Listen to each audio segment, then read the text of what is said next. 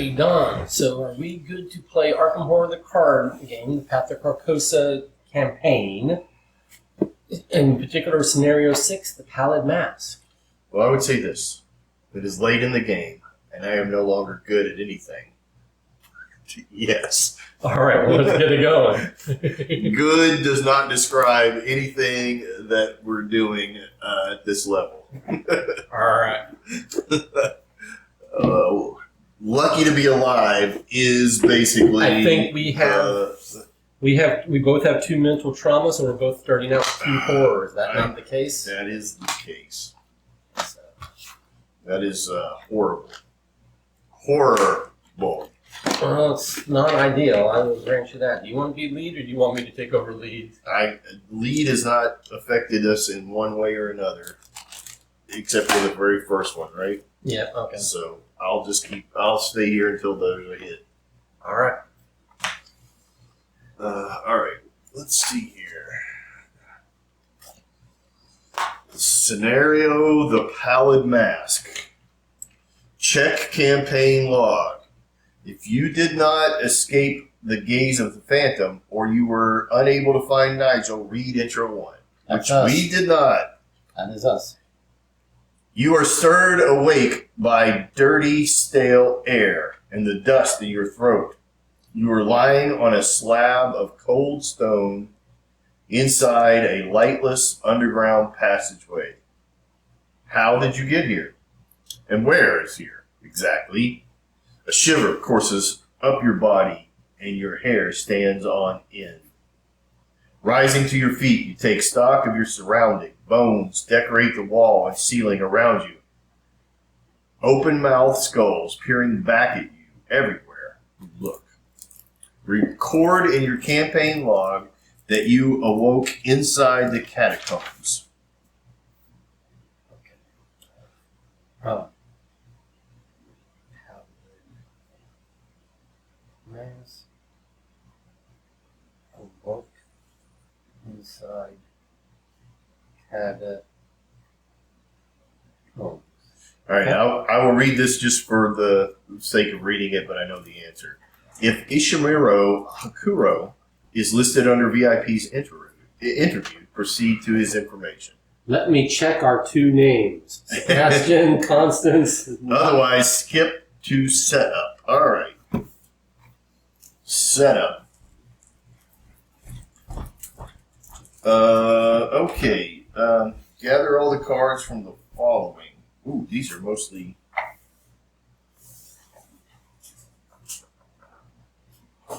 ghouls.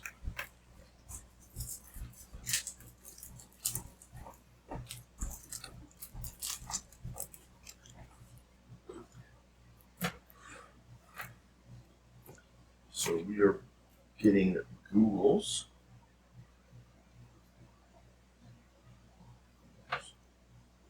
Oh, okay, this symbol there. Hauntings, yes. And locked doors, is that what that says? Nope. Chilling cold. That's me.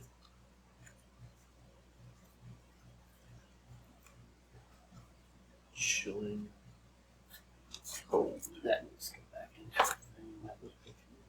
Oh, this needs to go back into the thing. Okay. Some of these are not in the right places. Oh.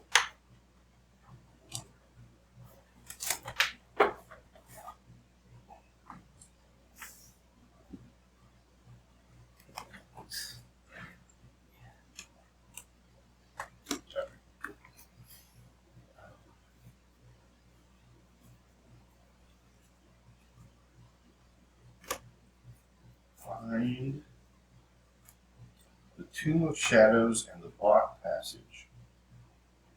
Which one is a revealed side of catacombs? Okay. Tomb of Shadows, Block Passages. Okay. Set them aside out of play. So that is our out of play.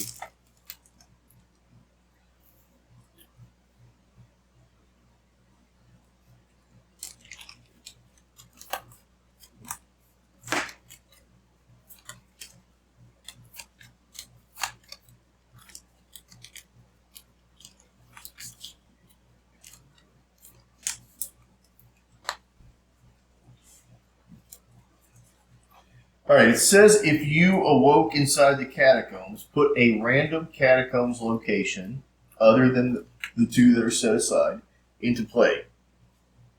Catacombs side face up. For the remainder of the scenario, that location is referred to as the starting location. Place a resource token on this location to mark it as the starting. Do not place investigators here yet. So, Which one is the starting? this. Okay. So, this here, these are out of play. This is our. Yeah. Okay. Alright, so there's two separate 3As, so I guess we're going to have to resolve that. Set all the other locations aside as a separate catacombs deck. So this is our catacombs deck. So we'll Do put we that. shuffle it? I already did. Oh, okay. I've been shuffling it for a minute, but don't put it with this because Right. these are our out of play. So we'll turn them, exhaust them. Okay. Okay. Shuffle the set aside a Tomb of Shadows and set aside Block Passage and 3 other catacomb locations together to form the bottom 5 cards. Oh, okay. So randomly pick 3, shuffle them with these, and they go on the bottom. Okay. These go on the bottom of the catacombs deck? With catacombs word facing up. Like,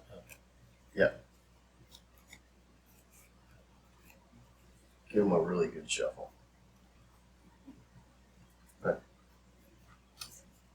and then just go. So that goes under the catacombs deck. Okay. Then place all other catacomb locations on top, which we already did, in a random order. Yep. All of the cards in the catacomb deck should be showing only the catacomb side so the players do not know which is which. Yep. Okay. Each investigator begins play at the starting location. So that's here. Yep. Which might be going up or down. So Yeah. we don't know either space. Remember to trigger the forced effect on that location when it is revealed. If you opened a secret passageway, choose a catacomb location adjacent to the starting location and reveal it. Okay. Not yet. The bearer of the man in the Pallid Mask weakness searches his deck for it and sets it aside out of play. Shuffle the remainder encounter cards to build the encounter deck. Okay, so this is set aside out of play. Okay. Then do a magic shuffle on all of that. Okay.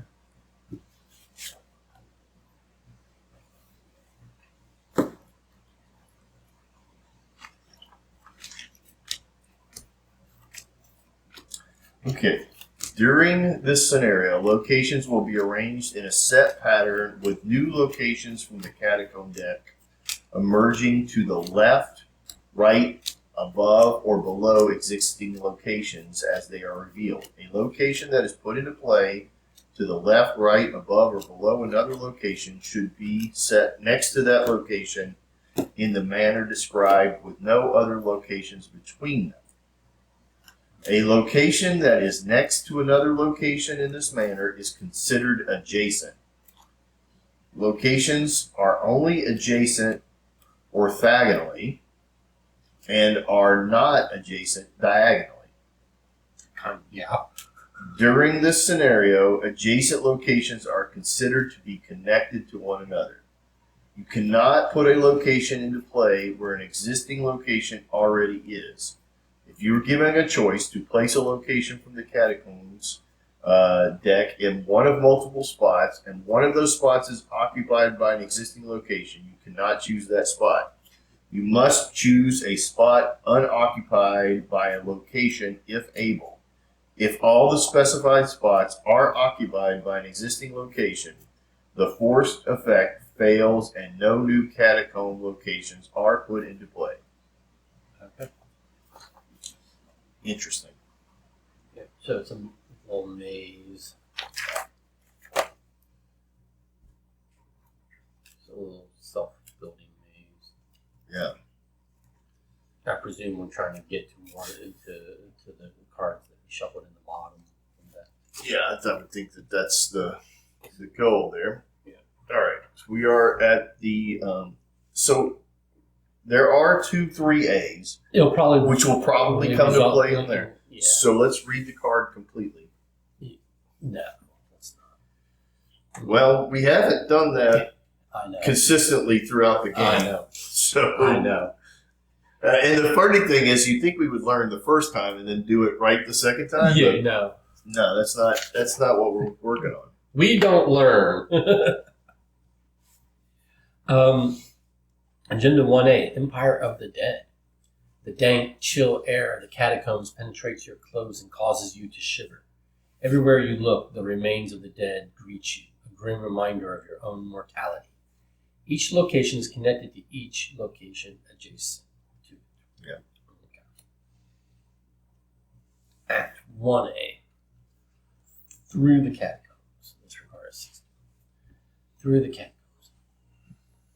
At the end of the long tunnel next to you, the stranger steps through the darkness, his pale mask glinting in the candlelight. I thought it was a pallid mask, but anyway, pallid and pale means the same thing, more or less. Wait, you call out. He glances your way before vanishing into the shadows. Once more, you are forced to track him down to find answers. So, objective, find the man in the pallid mask. He is somewhere in the catacombs. Do not advance until instructed. So we have to find him. He first has to come into play. Yep. Okay. Yeah, oh, we don't do anything yet. As additional cost for you to enter catacombs, investigators at your location must spend 1 clues. One per, right? One per as a group. Okay. But I would say, since this is the first one, we start there. We're not entering. Yeah, we start in there, yeah. Force. After you end your turn at shivering pools, you must either take 1 direct damage or lose 5 resources. Forced. When shivering pools is revealed, put the topmost catacomb in the catacombs deck into play below or to the right of shivering pools. Okay. Do you want to below or to the right? Let's go to the right. That's the left. Okay. All right. So we are here. And as 2 clues, and the shroud value is 5, and if we end our turn here, we take damage. Well, that sucks, because we can't even get into here until we have 2 clues, right? Yep. I mean, I guess we could in there. We just can't enter it. No, it says after you end your turn at Shivering Pools, you must either take 1 direct damage or lose 5 resources. Right, but this says as an additional cost for you to enter catacombs. Yeah, so we can't move to it because moving to it is entering it. Oh, that's entering. Yeah. Yeah, so we can't leave here and avoid this. So we picked the worst card ever. Shroud of 5. 5, and it's going to do us damage immediately.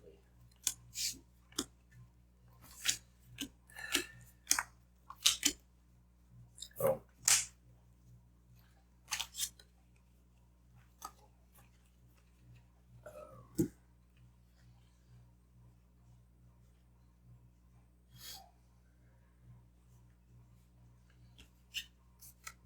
All right, then I guess I will take 2 cards. And these will get shuffled back in.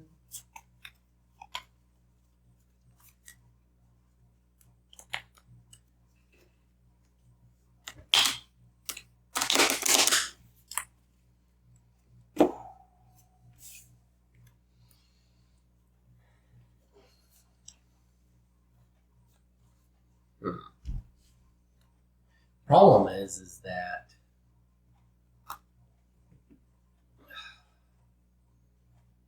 at least one, if not both of us, are going to get stuck there. Maybe.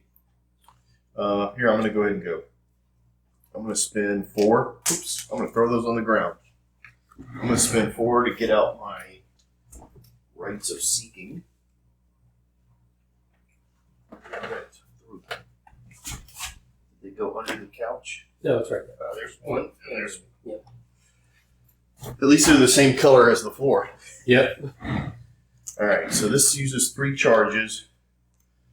I'm going to do this now, which is I can spend a charge to investigate.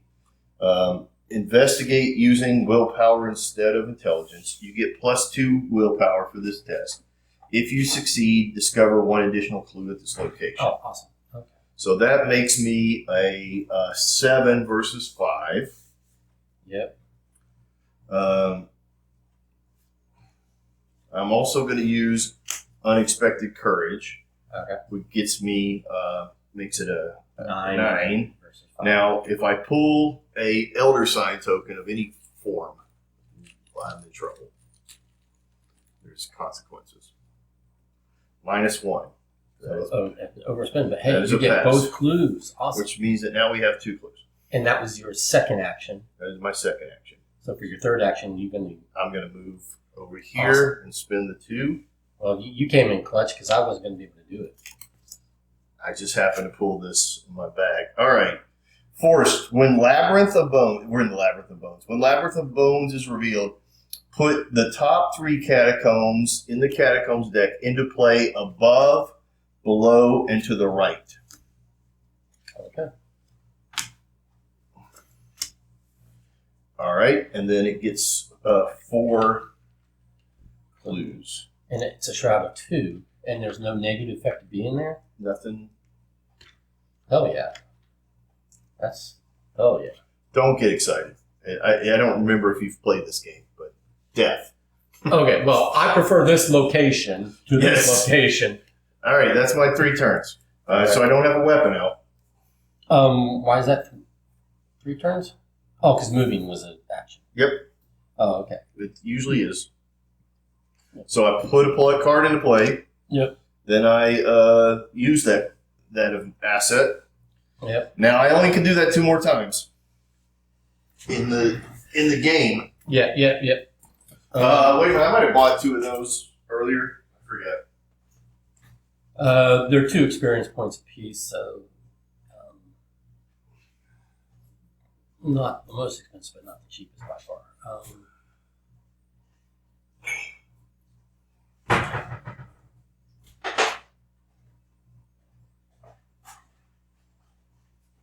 So I'm going to move before I forget to do that. I'll move first, and then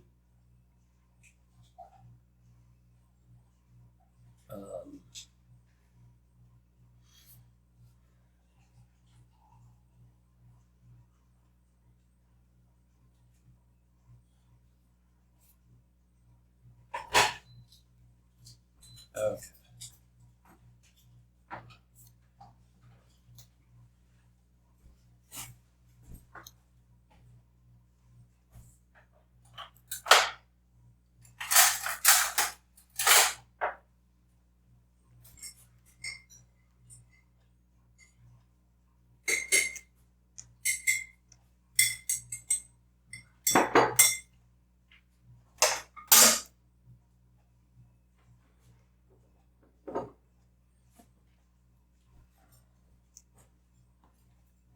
Put my thieves kit into play.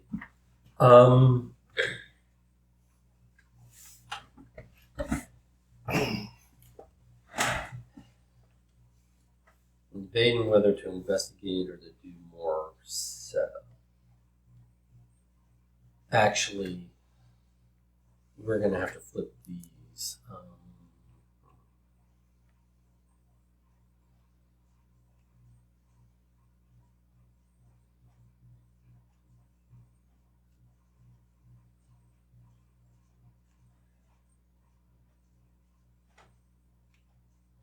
I'm not going to put this in play just yet. Sorry.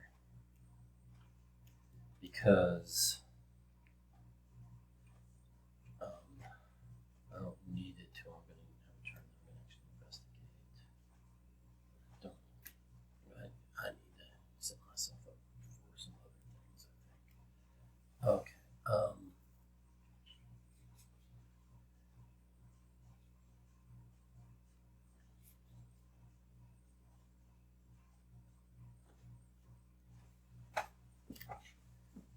put physical training into play.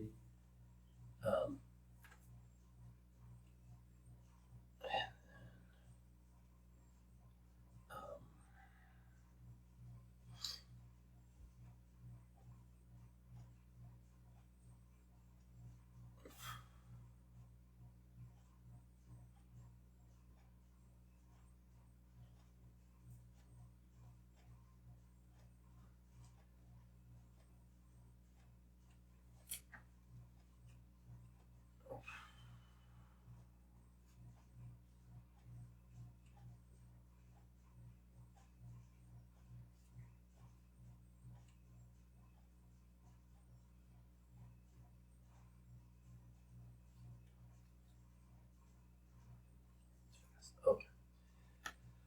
I am going to do an investigate, but I'm just doing without my thieves kit or anything. I'm just going to do Okay.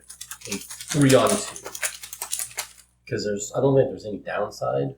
You've got this, right? So this is X minus X is the number of locations you're away from the starting location, max 5, so we're 1 away. And this is -3 if you fail. Search the encounter deck and for a ghoul or a geist and you draw it. So I'm risking putting a ghoul or geist. Play. Okay, so 3 minus 2 is a failure. I did not pick up that clue. Okay.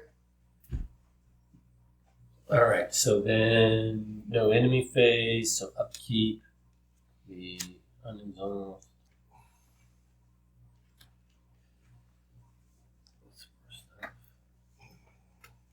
Okay. And All right, I'm going to be resource weak at this game because Oh, I put out the wrong card. I thought I was putting my guts down, and I put the unexpected courage. Well, you can't put guts for investigate. Yeah, because it was. Yeah, I did because Oh, it was willpower. Willpower. Yeah. That's why I was like, oh, I can do this. Well, when you do guts, if you succeed, you get to do something. I'll draw a card, which I always forget to do. Yeah, I had forgot that. That was the card I definitely. Yes, I thought I even said it, but I probably. It was in your hand at the time. Yeah. No. Yeah. I've had it the whole time. I just drew my Okay. person, but it doesn't really matter. But Okay. All right. So are we now ready for? actually, I had 2 of them because I just the one that I got for getting rid of that was another. Nice. Yeah. Okay. Sorry. Anyway. So we're ready for Mythos phase. Mythos phase. Put a doom. Check it. No. Draw a card and get in trouble. Okay.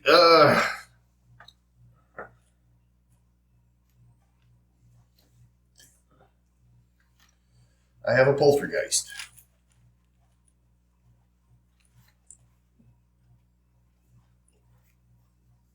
Six minus 3 is 3, which is still a success.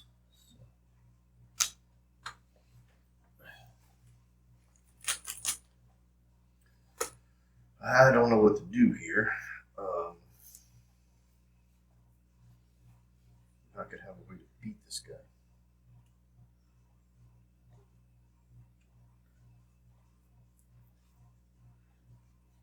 And I don't have the resources to get anybody out. Boy, I know. I did as well just because of that, but I have set my character up for failure for the next several rounds. So, don't know what I'm going to do on that. Do you need me to fight him?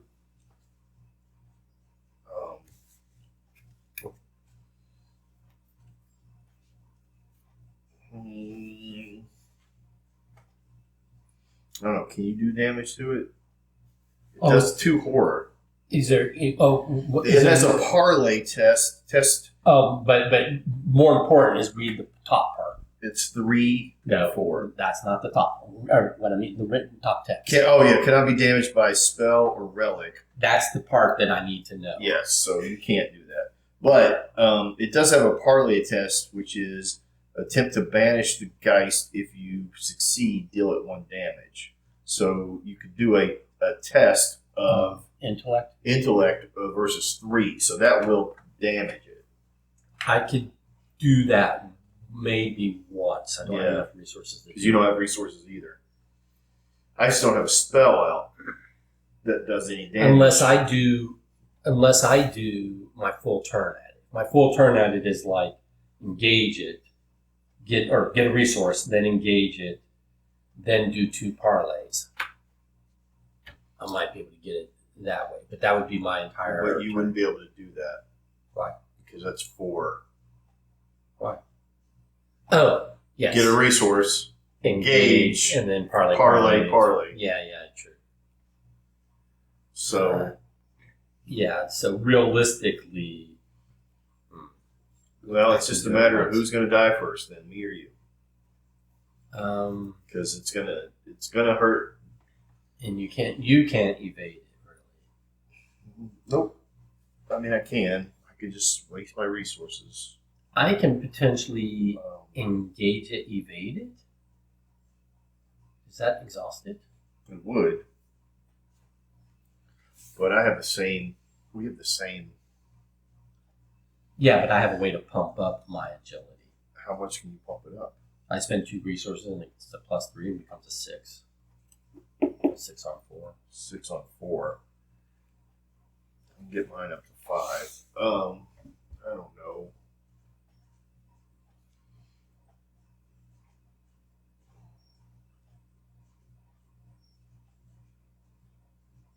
Boy, I wish I could have got that spell out.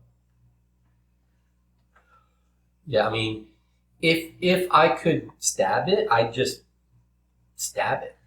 Well, the thing is if I had another resource, I would just put Pete into play, and he could take one of those. I would take one. It would do damage to it, and then I could heal him later on. Yeah. Oh, if he does 2 horror to you, you do 1 back to him, right? Right. But then our horror tank is down to 4 horror left for the game. Yeah. No, I got you. Which, that's the point of having this character is take a horror, then do some damage. But if I don't have Pete, yeah. If you take more horror than damage, you do, yeah. It's a game of attrition. Yeah. All right. Well, what are you gonna do if you?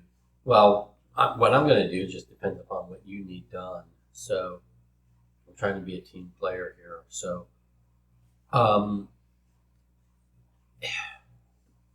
like I said, I can either engage him. I can engage him and evade him potentially, and then he's exhausted and he doesn't do anything, right? Yeah. All right. I wouldn't be able to move away. All right. Here's what I'm going to do, just because I can't afford the money for it. I'm going to go ahead and test parlay at a 4 versus 3. Okay.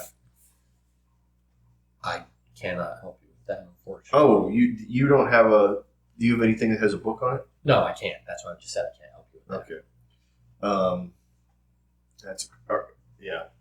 That's a shame. Most of my cards are green, so there are a lot of agility icons, but not a lot of other icons. And you don't have any question marks? No. +1. Hey, I did. A parlay success, which does 1 damage. Okay, so now I can engage. No, it's in the middle of my turn. Oh, okay. You finish your turn, but on my turn, if he's still around, we can't, because if I do anything other than one of the 3 things I can do, I take a damage. So, and he'll be dead. Okay. If I take a damage or whatever. Okay. I got you. So now the thing is, do I...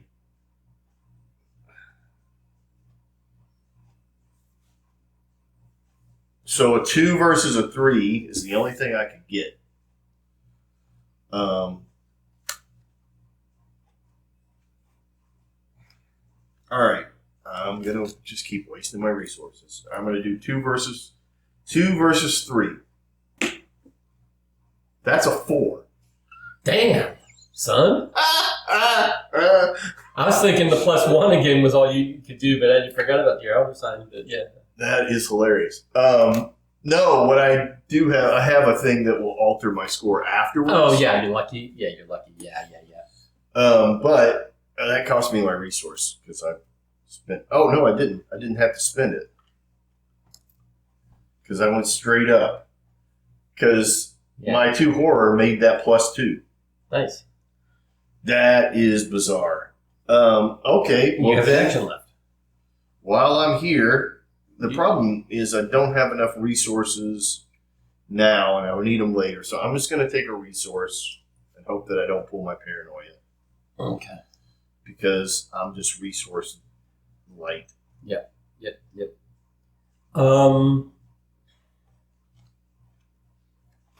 There was that one round I had like 7 resources or 9 resources sitting here. I was like, and since then I've never gotten more than the 3. And my big, like my spells and my allies cost me money. I really wish there was a way to trade resources around.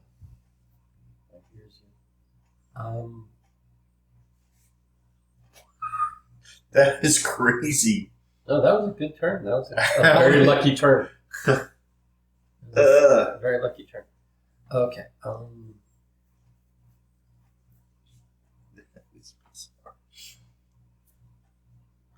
Okay. I'm going to do another unimpressive turn. I know we need to pick up those clues, but I also need to set up some 2 actions to take resources. Then spend 4 on cat burglar.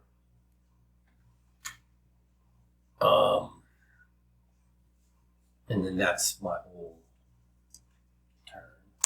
Yep. Okay. Okay. No monsters, so we.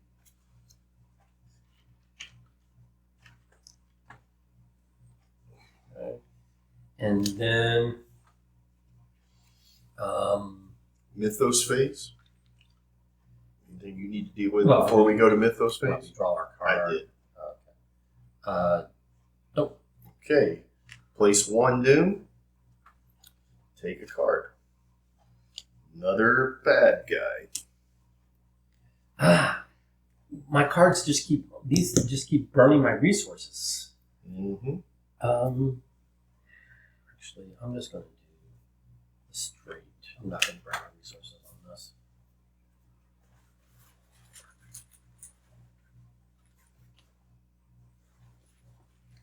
Okay, so I have to surge this, but I need to read it out loud so you know what it is. So this is a corpse dweller. It spawns. You discard a humanoid enemy at any location and spawn corpse dweller at that location. If there are no humanoid enemies in play, discard corpse dweller and it gains surge instead.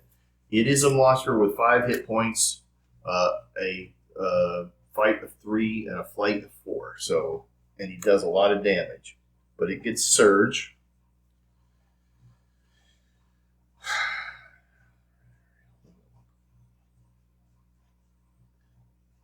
I have a shadow behind me. Put it into play in my threat area. For an action, I can look behind me. At the end of your turn, if you did not perform the above ability, you must either discard all of your resources or discard all the cards in your hand. Then discard shadow behind you. Oh.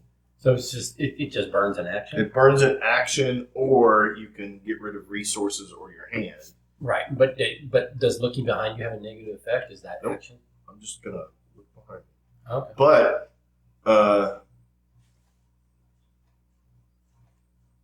the thing is it doesn't go out of play until I lose all my resources or. Oh, really? Oh, so it's just going to keep. It's not spend an action discarded. So it's look behind you for an action. At the end of your turn, if you did not perform the above ability, you must either discard all of your resources or discard all the cards in your hand. Then discard the shadow behind So just spend all your resources. I'm gonna, yeah.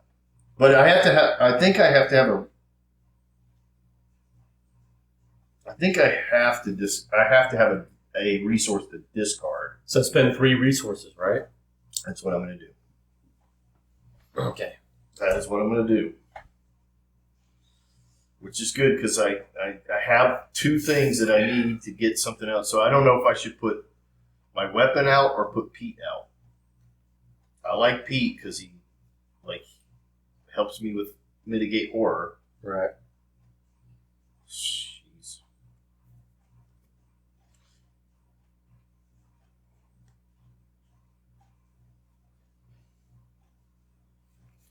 Oh well.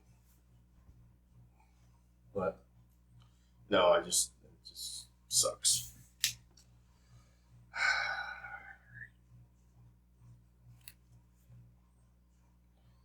All right, I'm going to go ahead and go since I'm not going to be able to move or do it. I'm not going to be able to do much. I'm going to put out my shriveling, which costs 3 resources. Okay. So now I have my 2 spell slots are taken. Oh, this gets 4 charges. 2, 3, 4. That's action 1.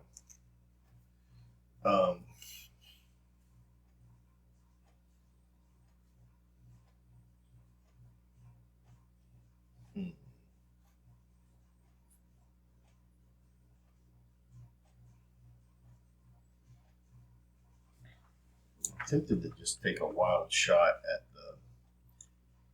at a. I'm hoping to pick up at least one of those clues on my turn. So maybe 2. I can pick up maybe 1 or 2 of those clues. So here's the thing: should I open up another location and see what we're up against? I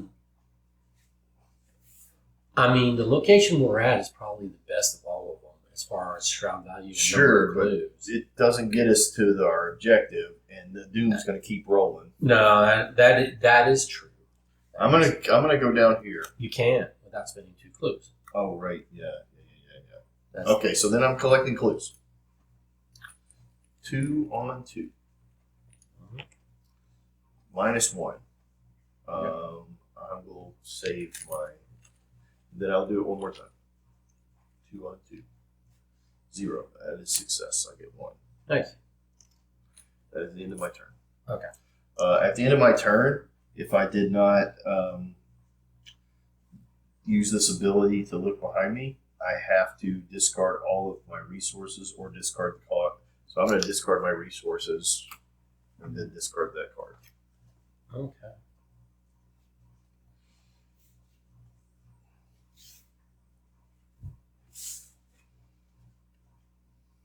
Oh no, this was going to get discarded whether you look behind you or not, because this is a separate sentence. So it's just basically saying, at the end of your turn, if you did not do the above, then this is the penalty. You have to discard this or that. Then, kind of irregardless of all of that, you discard shadow behind you. So it was only in effect for that one, for this one round, whether you look behind you or not, is the way I read that. The then is not part of the else. I don't read it that way. I would have. It's part of the force, but it's not part of the if. The then isn't part of the if because it's not connected. There's not a comma. It's a period and then a then versus a comma. Yeah, but then if it was a period, it would just say discard. Then implies It's saying resolve the top, then resolve the second. Which is how they do it on these cards. It doesn't matter. That's how they do these. That's how they do I'm gonna these read. cards. I'm gonna look that up, but it doesn't matter because I did it the other way. I pulled the card, the coins. Yeah, that's fine. Okay, so then my turn. Now I'll put my thieves kid into play because I now have a base agility of 4. Now I can put 6.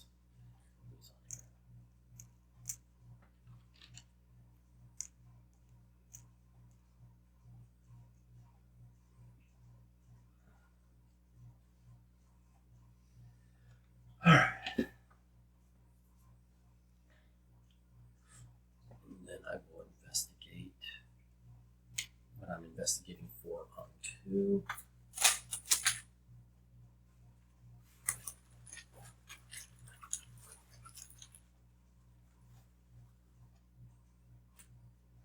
That's a success. And when I succeed, I get a resource. And then do it again.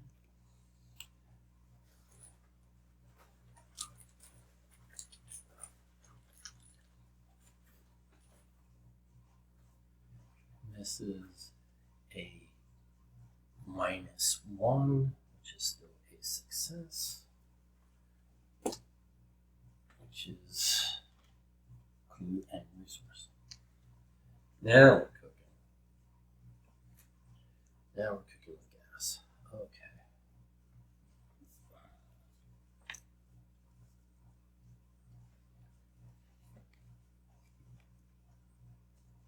No enemy phase. We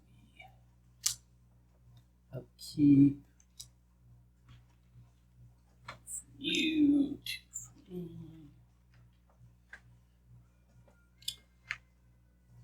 Yeah, all of these basically say that that then implies the preceding if condition is true. So the preceding if condition was you did not do the action. Okay. Yeah, All right. it's a lot of it's pretty nasty. Okay. But I drew. You need to draw. I gave you. Oh, that. you gave me that. Okay. You need to draw your card. And then Mythos. Oh no. Okay, let me see here. Is that one of your weaknesses? Yeah. Well, that sucks. Okay, I guess you need to resolve that before we go to Mythos. Nope. Okay.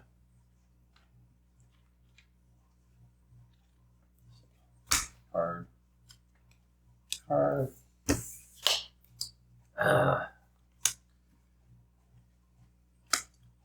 have an enemy. I have an enemy as well. Good thing I put a spell out.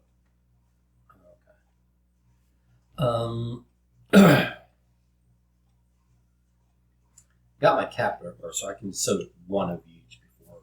I don't want to lose my cap burglar. Well, I can also just exhaust him and move away. Yeah, I'm gonna have to advance the dooms Because he's not hunter, so I can just walk away from him using cap burglar. Well, why don't you go first, so that way you can find out if that works, because you're gonna open up another space for us. Yeah, I mean, I could try to. He's not got a victory point on it. Could try. Here's the problem: is that this is a pretty central location because these 3 are all connected to this one. But it'll continue to do that. They're all going to be place 1 to the left and the right, or place 3 around. So you can't gain that because you see how many places we're going to discover. Okay. Which direction do you want me to go? Should I go in up or to well, the you right? need to find out if you can go first. No, it's a given. How's it a given? I just do it. So just pick a location. Where do you want me to go? You choose up or down, maybe.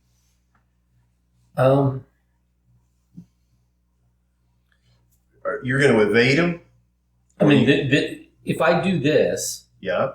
then I just disengage with him. Right. So then you leave, and then he engages with me. Oh, that sucks. So again, if you're not going to exhaust him, then I understand what you're saying, because he's like disengaged. He can. Well, then you take your turn first. Okay. And he's not a hunter. No. All right. All right. So I'm gonna attack this guy using my shriveling spell.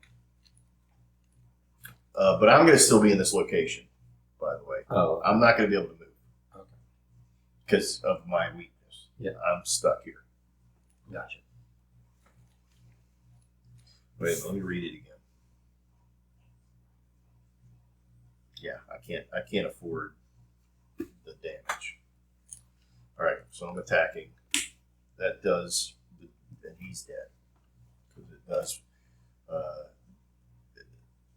Basically, that's a pass, and I get a +1 on the damage. Nice. So he's dead. So that's action 1. Okay. Action 2 is I am going to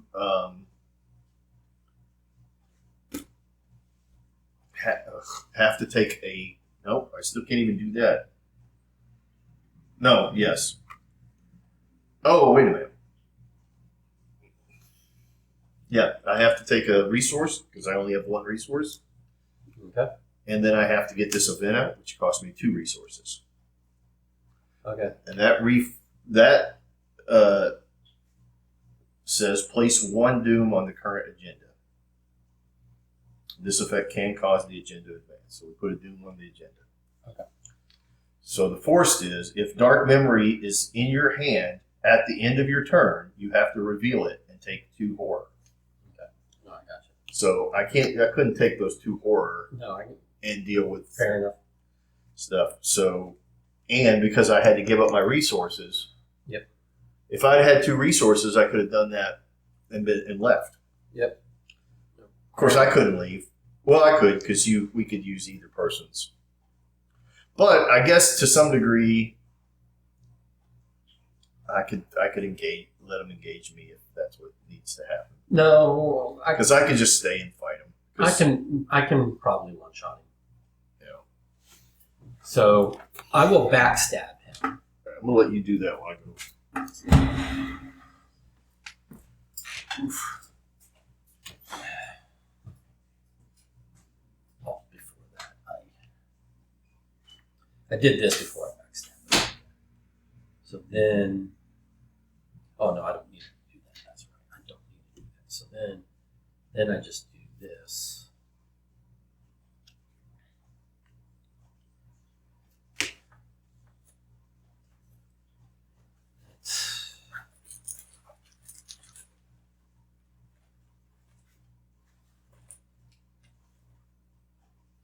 That's a success.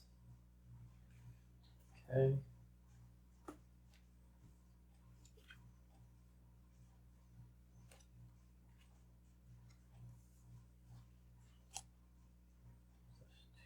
Damage.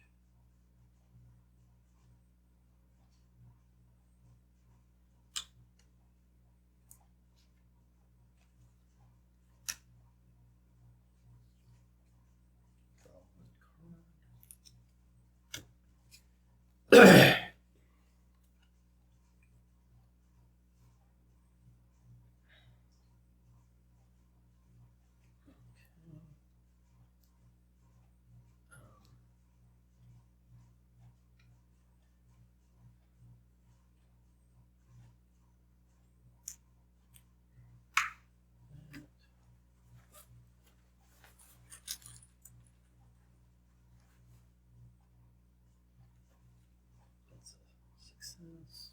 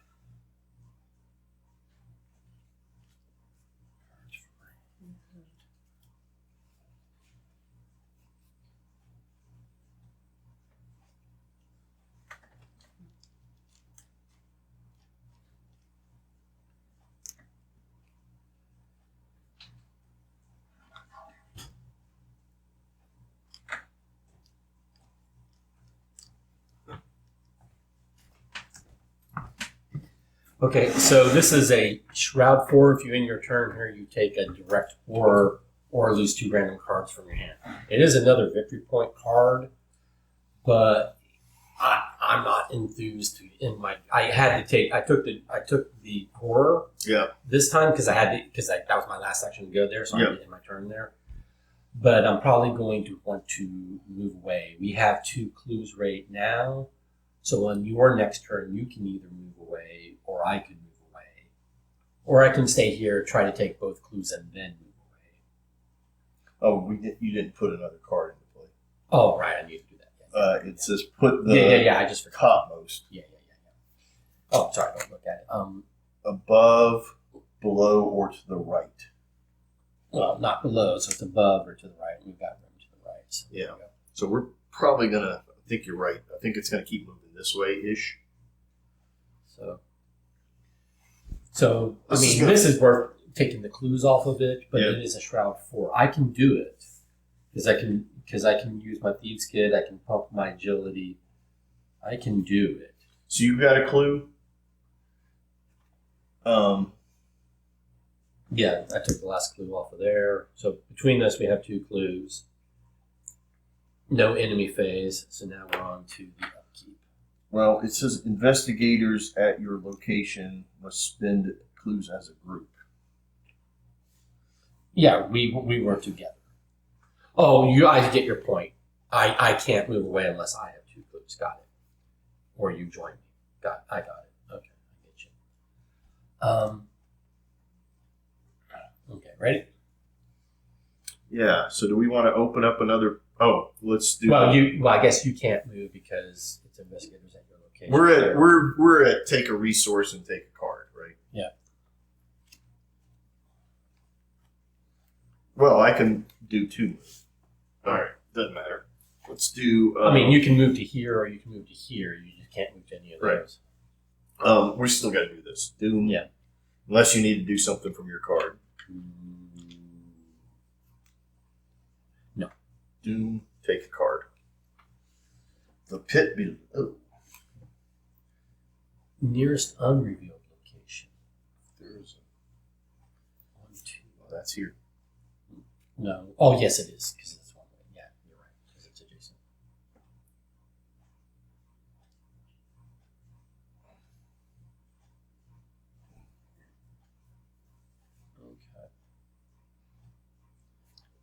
Okay. Well, so this location now has a pit below. Okay. The shroud gets a +1, and at the end of the round, each investigator at the attached location takes 3 damage. Then discard the.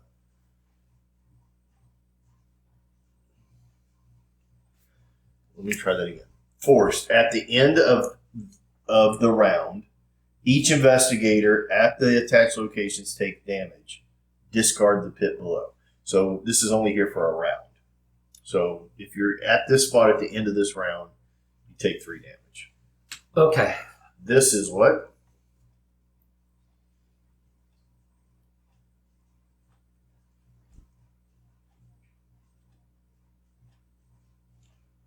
Oof.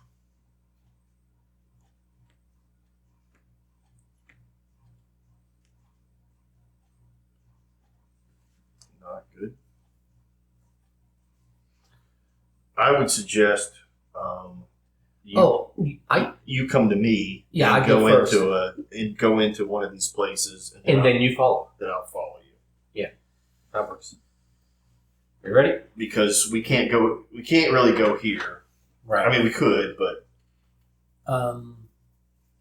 so 1, 2. Yeah. That leaves me in action. Yep. Should I try to in case pick you up? have to get out. Well, should I try to pick up a clue first?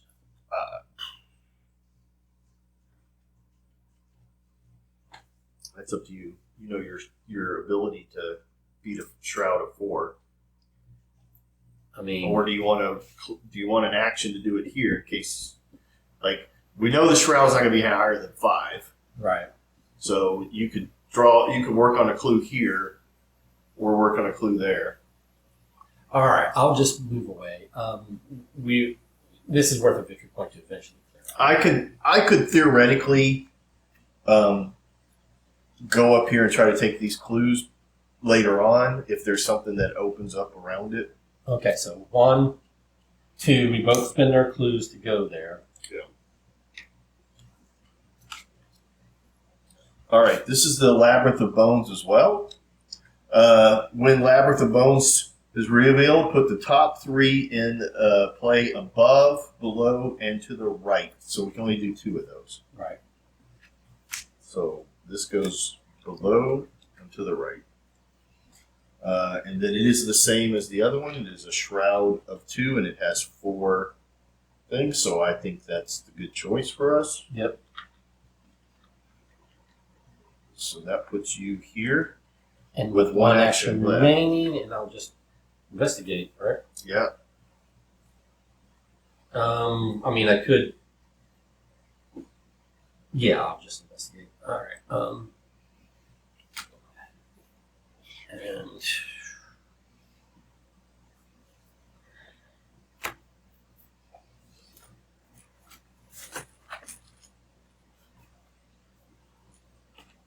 that's a 0.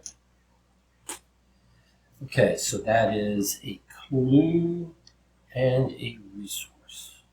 Okay. Because anytime I succeed, it's a resource. That's your third action. Yep. All right. I will move 1. And I will also, I will do my spell. I spend a charge to investigate. It is using my willpower.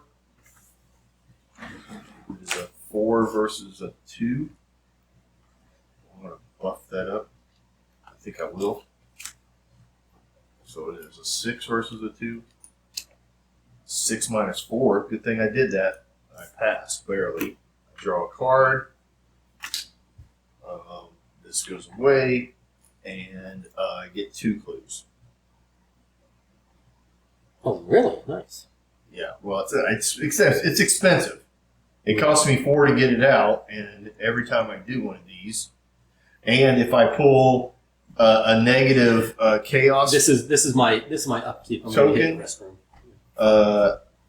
I will lose all my remaining actions. So Wow. So it's expensive. I'm going to move.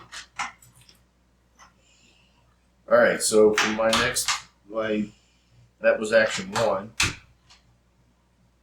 For my second action, I will move here and I'll spend my 2 clues. You can retcon that later if need be.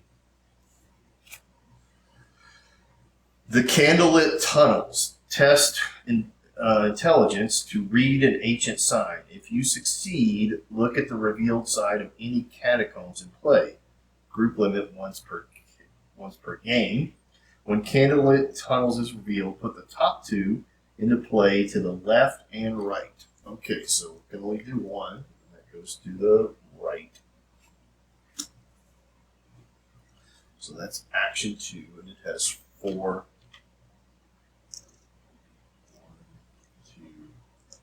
3, 4. So that was 1, 2, and then I have 1 action left. 1, 2, 3, 4, 5. So we're going to move the Doom.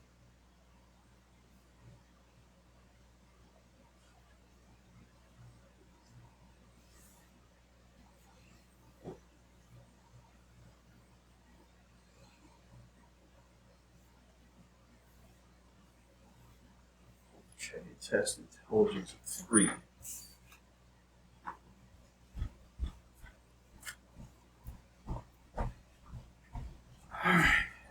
So we're at upkeep. Nope, I have 1 action left. So this is a candlelit tunnel. It is a shroud of 3.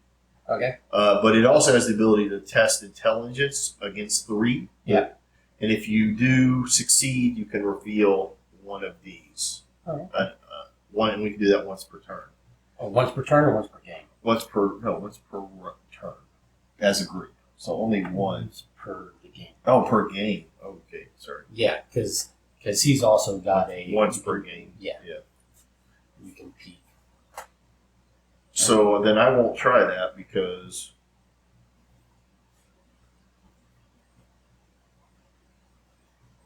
is it a once per game attempt or once per game reveal?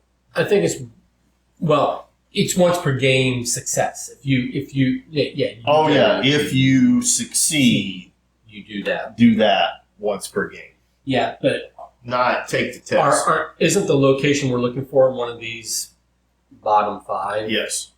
So revealing a location right now Only gives us information to what these. potential pitfalls could be, but not where the guy is. Yeah. Because the guy's going to be one of the 2 locations you probably put in there. Yeah. Okay, so I have an action left.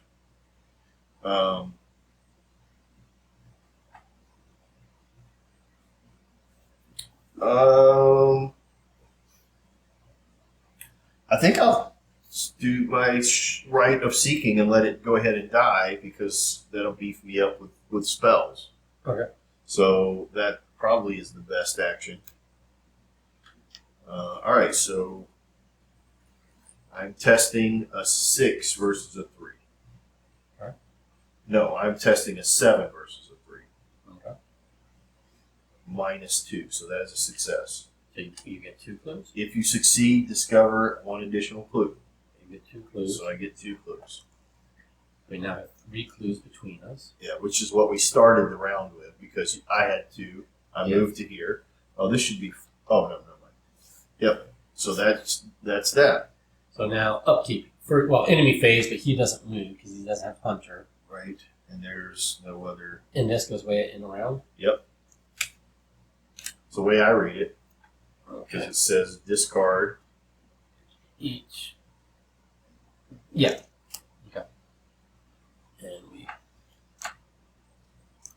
so this is my card, and this is my resources. Okay, and then, but now you ready for Mythos? Yep. Now we're Okay. going to advance the doom. Or advance the agenda. Yeah. Oh.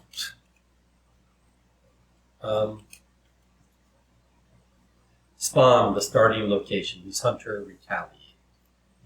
So he's a Spectre of Death, and he is 10 HP. Oh. And he does 2 and 2. So and he's Hunter. So he is. We want to Yeah. Move away. move away. He has. See, so he's a hunter. Monster Geist Elite. He starts at the starting location, and then he's Hunter Retaliate. He's also Retaliate. Right. He's 2/2. He's worth a victory too. While Spectre of Death is exhausted, it takes 1 less damage from each attack made against it. Ooh. While it's exhausted. It takes 1 less. Damage from attacks made against it while it is exhausted. Yes. Yeah. So if you exhaust it and hit it, it only takes 1 damage or 0. Yeah. After you fail a skill test while attempting to evade Spectre of Death, it attacks you. Man, that guy is brutal. He is.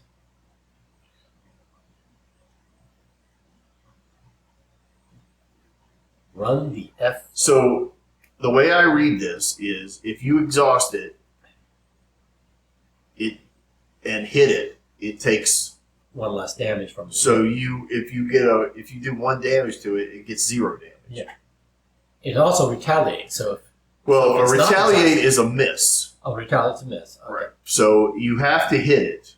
And if you hit it, but the thing is like you would have to hit it twice and then run. No, you'd have to hit it once and then run. Or you hit it twice. No, because it'll move and engage with you. Yeah. So you would have to hit it, run twice, just to keep it from doing damage to you. And unless we can do something that does like 3 or 4 damage, that's not worth it. Yeah, I mean, I burned my backstab that I had in my hand, which did 3 damage. Used my agility, which I can pump up, and did 3 damage. That's how I one-shotted the one thing that I had. It's worth a victory too, but I don't see how we can defeat him. I mean, he's not hard to defeat or evade. What do you mean he's not hard to defeat? He's 10 I mean, feet. or to attack. He's a 3. Yeah, but He's got a low threshold. It's not like he's got a 10 and whatever. Yeah. But Yeah. I mean, this is where, like, if we He takes full damage from an attack if he's not exhausted. right. Yeah. So That's what I'm saying. Like, if you could beef up your damage and do 3 or 4 to him, and then yeah. I mean, run away. The most I can do is 2 damage in a go, unless I have a back, and then my other backstab comes out. But short of that, the most I can do is 2 damage in a go. Yeah, I'm kind of the same way. I can only do 2 damage in 1 shot right now, and I don't really have any cards that give me, like, that's the thing, is there's cards that give you like extra damage. That training just gives you +1 on the test, right? Yeah, but I've got a switchblade that gives me 1 extra damage. Yeah, there are cards like, well, the switchblade only gives me extra damage if I succeed by 2 or more, so I have to. there are cards like this that will also give you extra damage, and you can stack damage. Yeah, So there are some things that will be out there, but I don't think it's available to your character. probably. I don't think so. And I don't really have, Because that's probably in the blue regime, and I can only go level 0 on blue. Oh, Okay. you can only go level 0. I can only go level 0 on all the colors. So you get all the colors. But for a total of 5 cards. I can Yeah. have 5 off-color cards, but level 0s only. Yeah, I got you. I mean, I'll check. But that's, No, that's And up to 5 other level 0 cards from any other classes. Yep. Yeah. So I have exactly 5 level 0, off-color cards. right. And 4 of those are blue, because I've got 2 first aids and 2 physical trainings, and then I have 1 deduction. But we have yet to draw this, right? Correct. I hate to mention it. Well, it is part of the rules. Yep. I got a shadow behind me again. I've got a.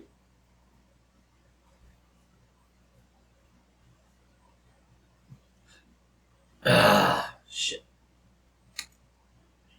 Okay.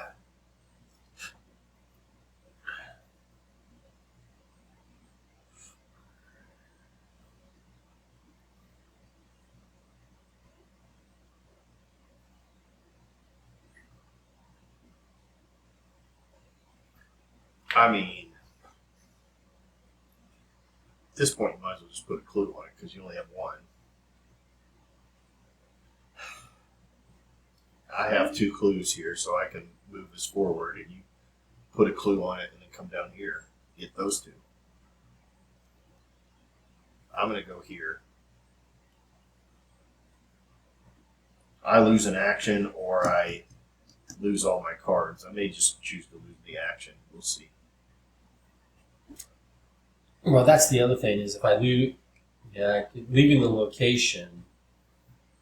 After you leave the attached location, you must either take a order or lose an action. So I could just be an action down and leave and keep my clue. Yeah.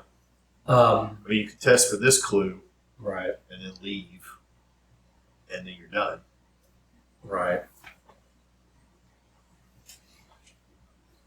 I'm in the same boat. I'm either going to lose resources, or I'm going to, because I can't lose my hand. Yeah. Too many good things in my hand right now.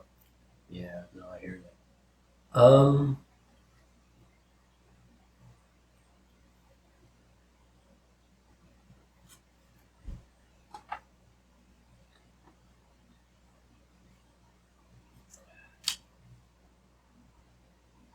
So this only gets discarded if you place a clue on the attached location. Otherwise, this location will continue to have that. It'll stay there, yeah.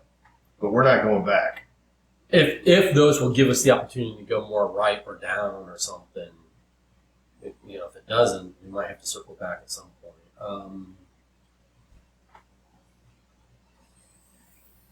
Do you feel like you are leaving? Yes, I am. Take your turn first.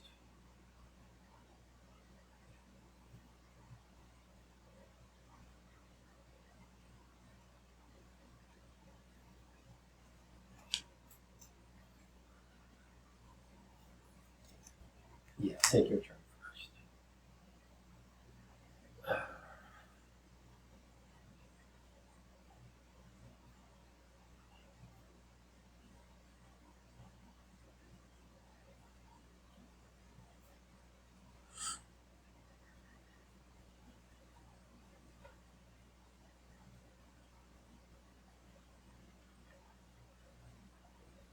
Oh, this says that if you have 0 resources, You can choose the. you can choose the resource. Discourse. It does. Yeah. So I could have done that before, but I will do that this time. Do you want to? What are you thinking you're going to do? I'm gonna be. Well, that's it. Actually, Because I don't I was have. gonna say. I was about to say I'm gonna leave one way or another, but actually, does this have an effect if I stay? It's only if I leave, right? Attached to your location. After you leave attached location, you must either take one or lose one action. Right. So he's going to move one, Yep. right? So he's going to move to here. Correct. So I might end up staying here. I don't really have a great ability against a 3, and I've lost my. I've spent all my rights. I mean, I can so do I'm going to threes. go, and I have 2 tokens, so I would like to move here to advance. I'd like us to advance, Absolutely. and I think if you come down here and deal with these, then you have the ability to test that parlay or that investigate to flip if I somehow get one of those bottom 5 out. Okay. Oh yeah, like I said, if you're going to move, take your turn first. All right. I may or may not end up moving. Why don't I do that? So I'm I going to may go or ahead may and not. move to here, which cost me two clues, which I have by myself Right. at my location. This is the gate to hell. Oh, was looking forward to that. When the gate to hell is revealed, put top 2 catacombs in the deck into play above and below. Okay, so We can only do below. Right.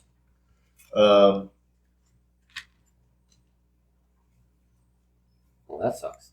And it has a shroud of wine with 4 clues on it. Oh, this is the main location if you are starting from outside. Yeah, because it's the easiest. It's the easiest. So we ended up in the hardest Yeah. by sheer dumb luck. Yeah. And there's nothing else here. Okay. So that's 1 turn. So I think for my next action, I will test against a 1. Okay. I don't know that I can succeed, but you never know. Action 2, I'll do 1. Minus X is the number of locations away from the starting location. 1, 2, 3, 4. Well, that's a -4. So that's a loss. I will do 1 more just for that. Well, really mix it up. Don't pull out that same thing. Well, there's 3 of them. -3. That's a loss as well. We'll just call that. Because you, wait. you moved and investigated twice, right? I did. I didn't mean to do that. What did you mean to do? I meant to put something out. Oh, shite. I'll let you wreck on it. What I meant to do was put that grotesque statue out Yeah. so that I would have no resources. I talked about it. Yeah. So these has 4 charges on it. So And you then only did- test that, you and I did would have one and failed. failed. So I would have put it back on if I would have done it. Yeah, yeah. Anyway, so that is the end of my turn. Now I'm forced to deal with this, which is I didn't do the thing above. So I must either discard all my resources or discard my hand. I will choose to discard my resources, Sounds like a plan. which is 0. Now I'm at here, That was what I planned to do. All right.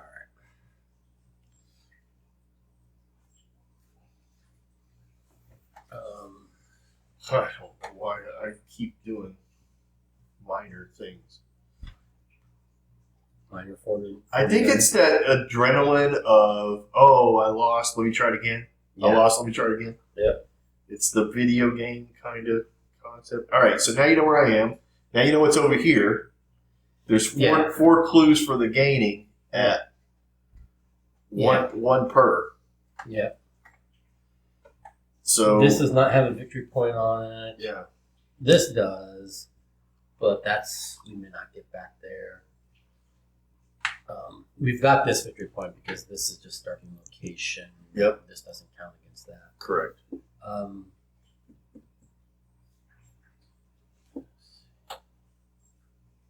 God, I hate that. Okay, so my turn. So the thing is Are we playing the game still? Wow. yeah.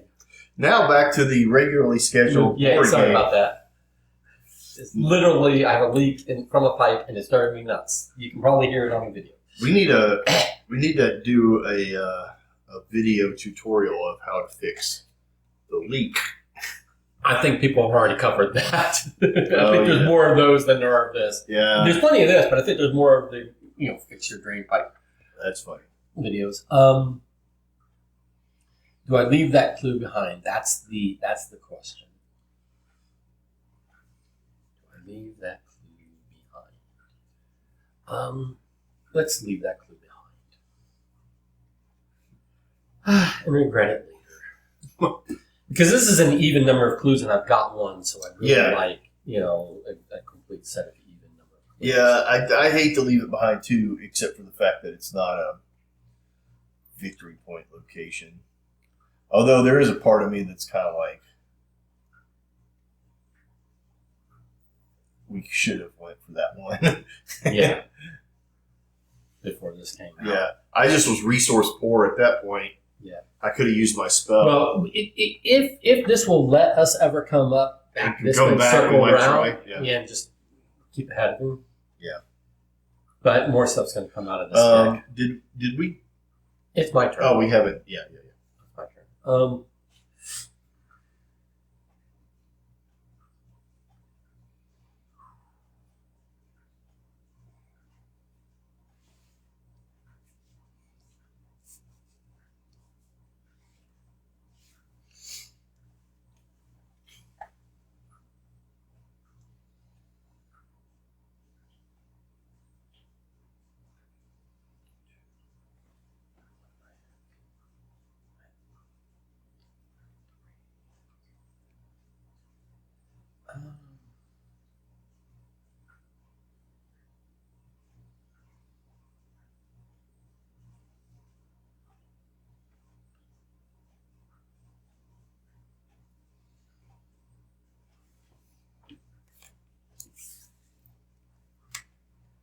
Okay, that's first action.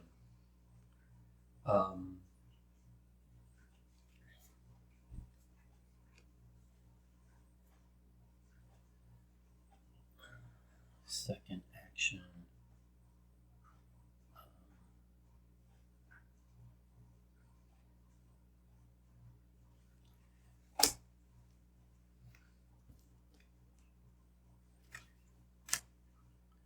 Third action.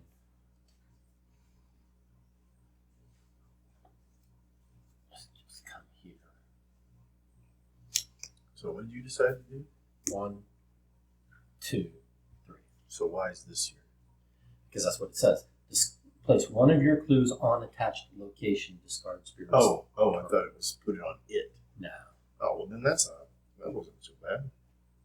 So they can, in theory, be picked up later. Yeah. But it does mean that I wasted a whole Thieves' Kit use getting it in the first place. Yeah. So, okay. So now we're at, first enemy phase. He don't move, but he does. And he's going to come here. Yep. Okay, then...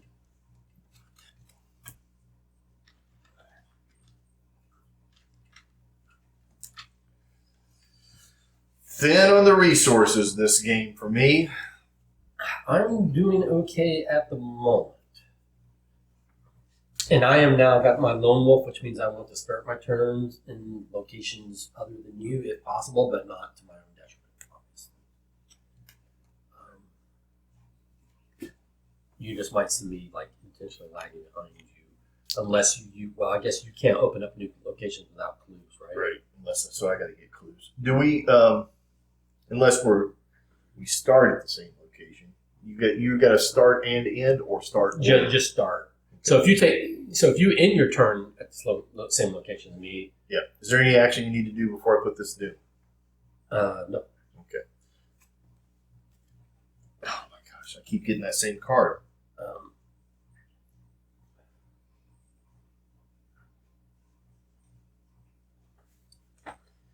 +1 shroud. Each investigator takes 3 damage.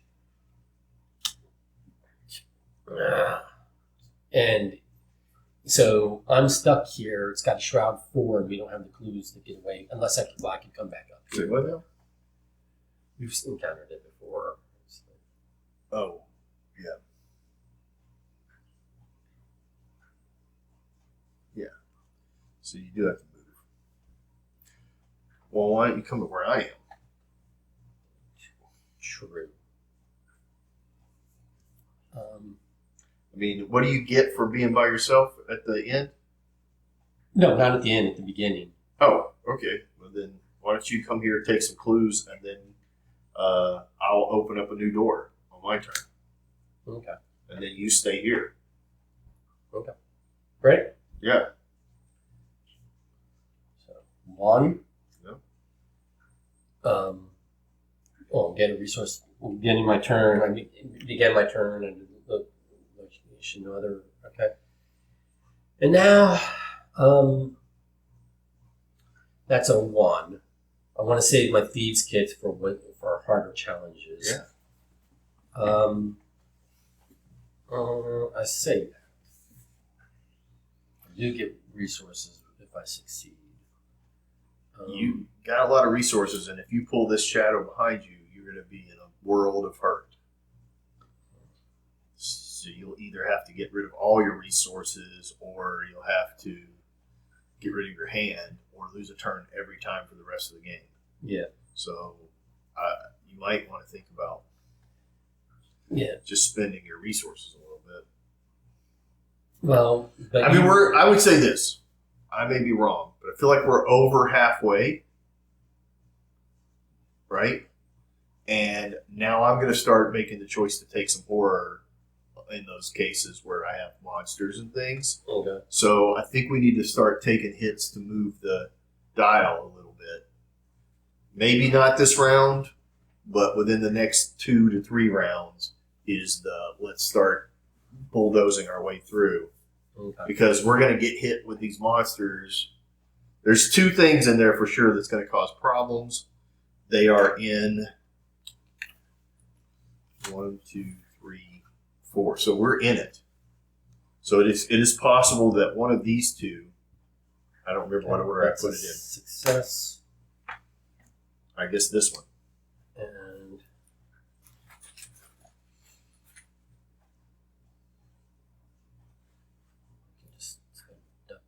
I forgot this. I can also just I can up my agility. I can also just up my books.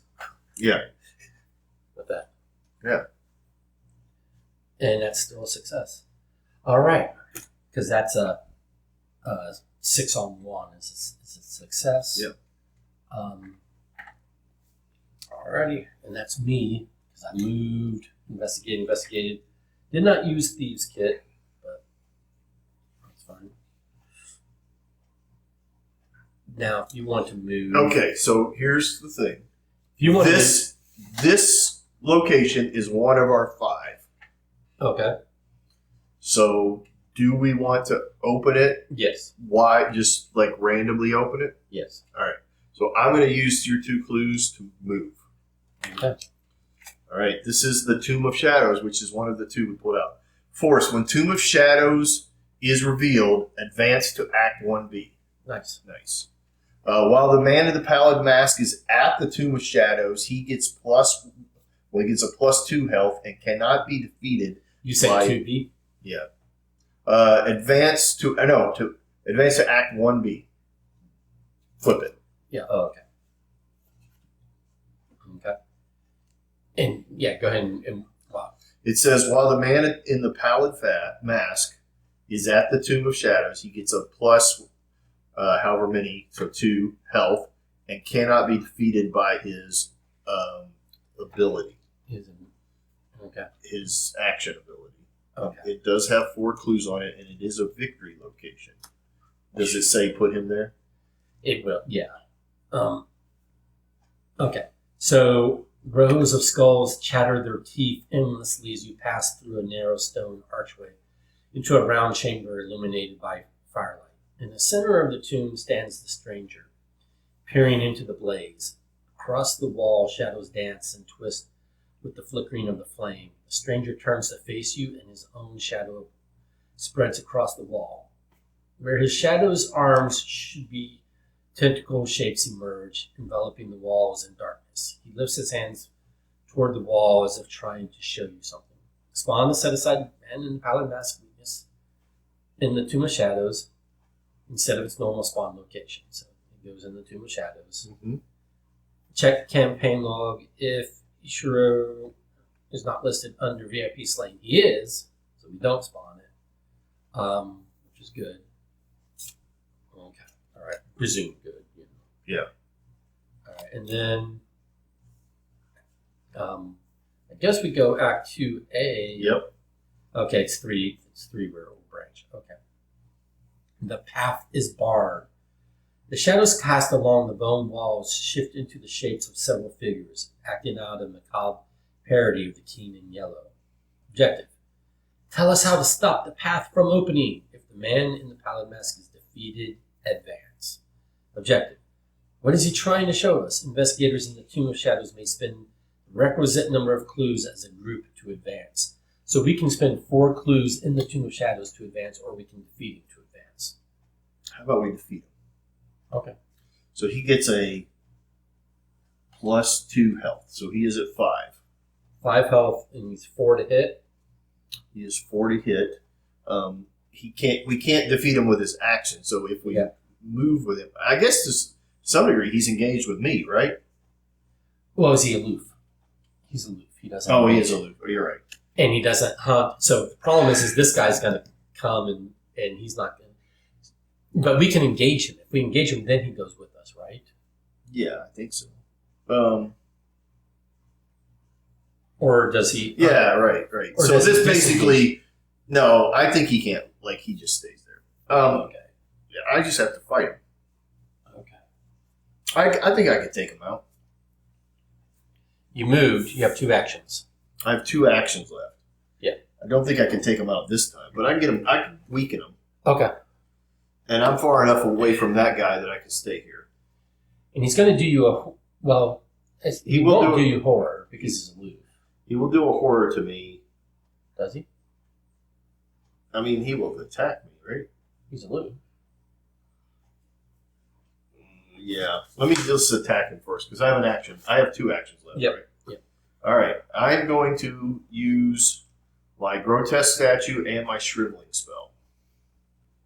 My grotesque statue allows me to pull 2 coins. One, I don't even need to pull the other one. So I pulled out my Elder Token, which is +1 for each horse. You got +2, so that would make my attack on him. Uses brain 5. Oh, you 6. can't attack him until you engage him. You have to spend an action to engage him. All right, so I engaged him and then I attacked him. So that's 7 against it. So that does 2 damage to him. Okay. But he's now engaged with you. Yep, I'm good with that.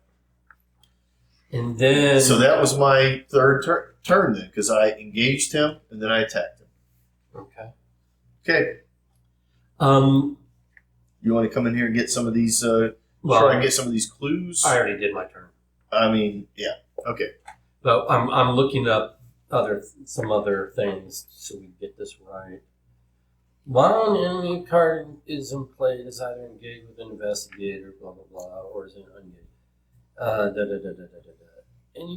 Anytime a ready unengaged, okay, engages in his place in that. Okay.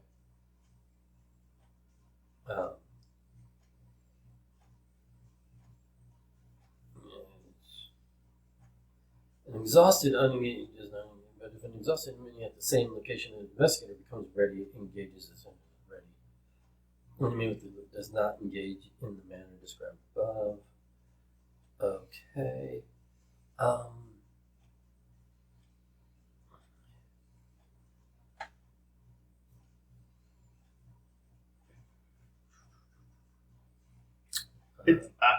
I can take care of this guy, and I have him engaged with me. No. Well, what I'm trying to make sure is with his aloof, if he's going to automatically become disengaged with you on upkeep. That's what I'm trying. Oh, right. I get you. I wouldn't think so because I'm hoping not. But here's the thing: is does attacking him exhaust him? No. Not at all. Evading would, right? Evading is the only way to exhaust him. Okay. That is literally the mechanism of the game. Okay, so yeah, because if he was exhausted and he became ready again, he would not engage, but he's not exhausted. Correct. So and even though he has aloof, he is. It took me an action to engage him. I did. Yeah. I hit him for 2 damage. Okay. Of 5. Okay. Even though it says 3, it is 5 because we're at this location. So that's the end of the turn. So now it's Monster's turn. So let's deal with this guy first. He's going to hit me for 1 damage of horror. And then you hit him back. I hit him back, so now he is at 3. Nice. And I can only do that once per phase. Phase. Okay. So if I would have had another turn, I could have. Oh, wait a minute. What? You engage. You moved. You engaged. You attacked. So those were your 3 actions. Right. So you didn't. I don't know that you had any other actions to do anything else. Well, can we just retcon to? Let's just try something. Okay. I engaged him. Okay. Then what I did was said, "Listen, you evil son of a bitch, follower of Haster." Oh no! Ugh! That does a damage to him. In that phase. In that phase. So you can only do that once per phase, right? Then I attacked him. Yep. For the 2. And that was the end of that turn. Yes. Of my turn. Now we do the enemy phase. He attacks me. I take a damage. I thought you already took that. No, because I retconned back to the beginning of that. Are you sure you put the token back? I did. Oh, okay. Now he hits me. Oh, that does damage to him because it's a new phase. In the enemy phase. In the enemy phase. So I can't do any more damage to him if he hits me over and over again.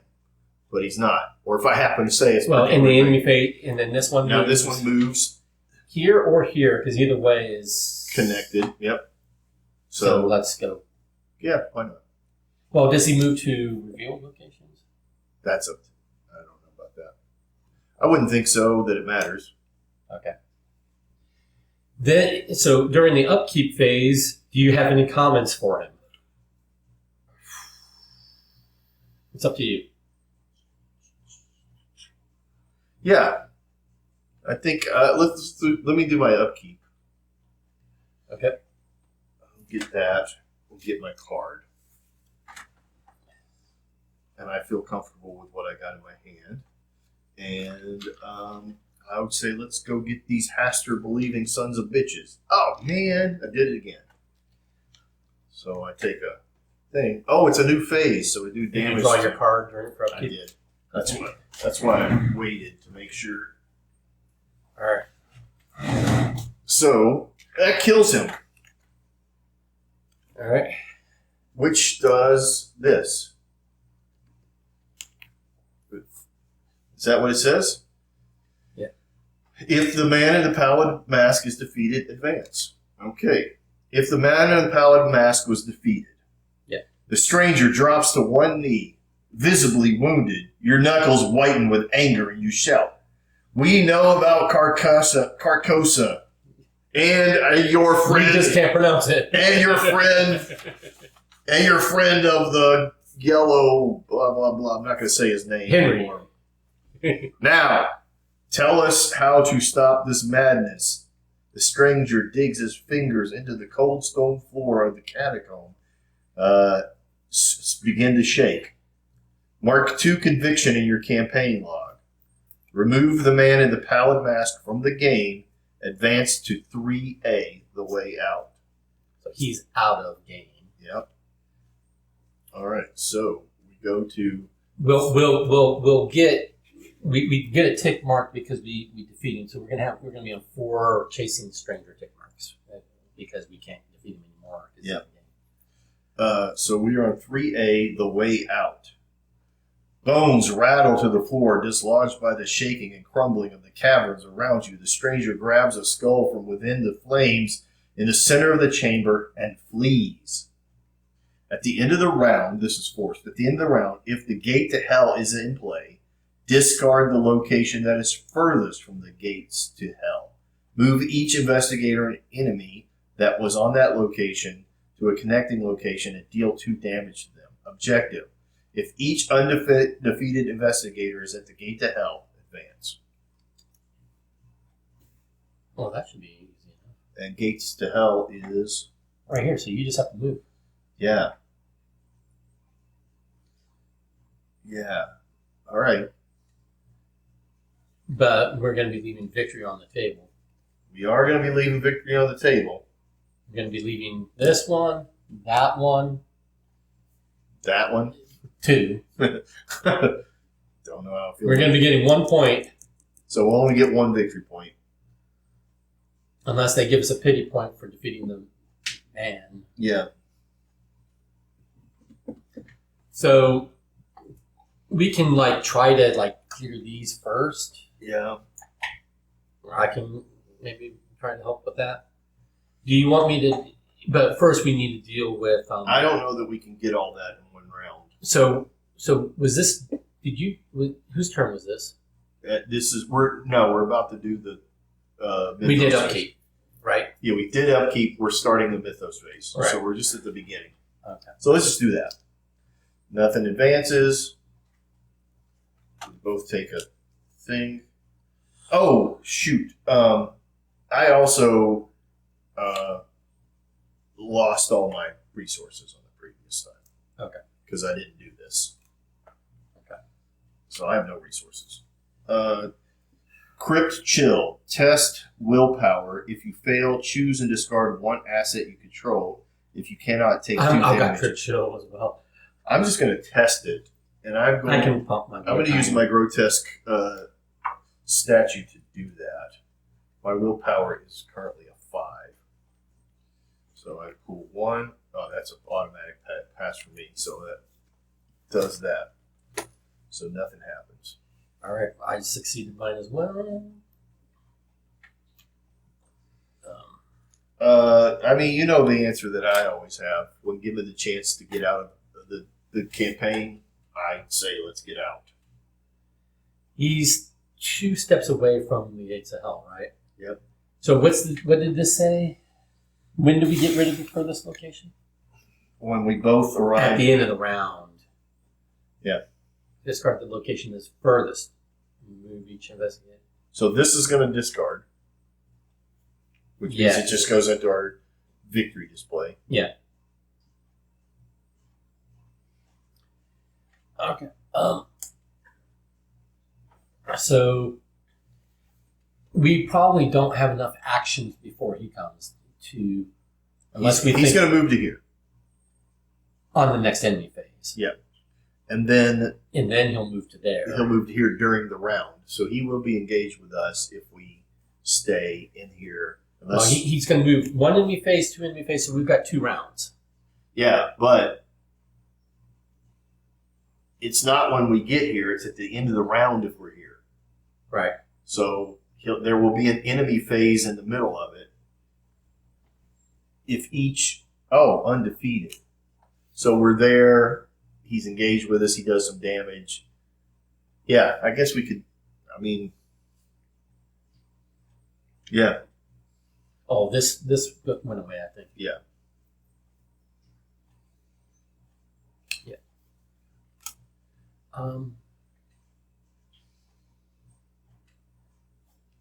Yeah, I mean, we could take the damage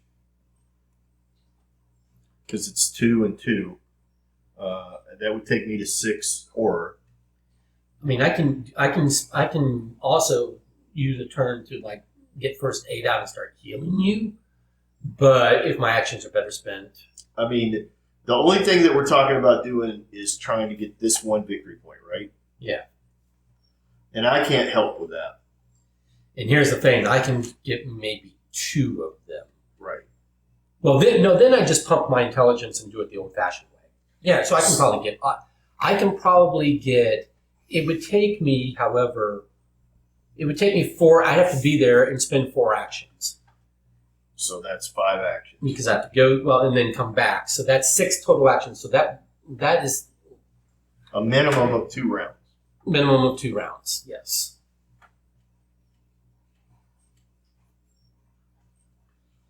All right, let's do this.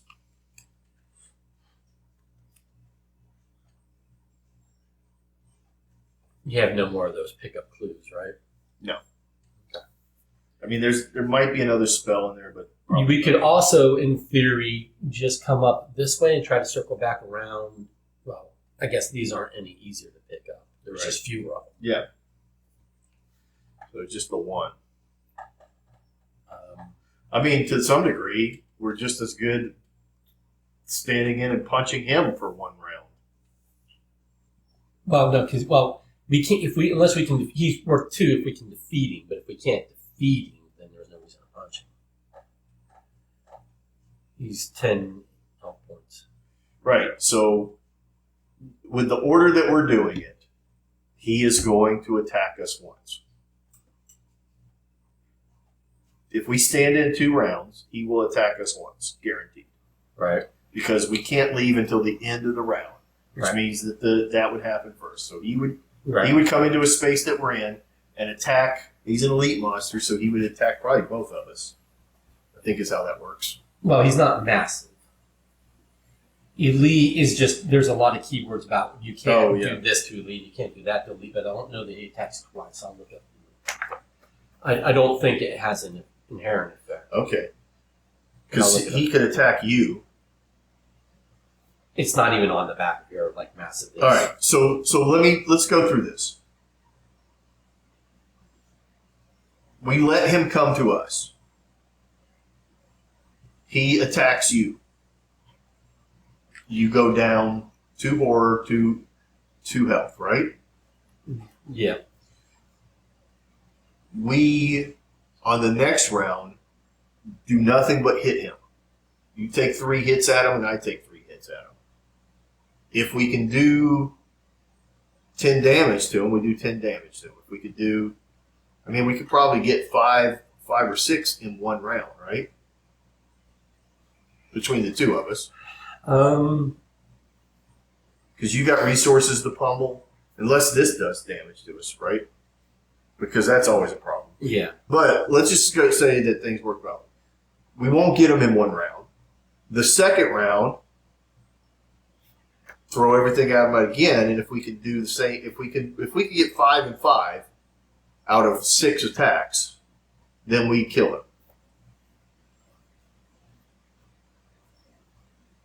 You want to try for that? I could do 4 damage. Because this doesn't require that we be unengaged. It just says undefeated advance, right? Right. I could do 4 damage total without too much effort.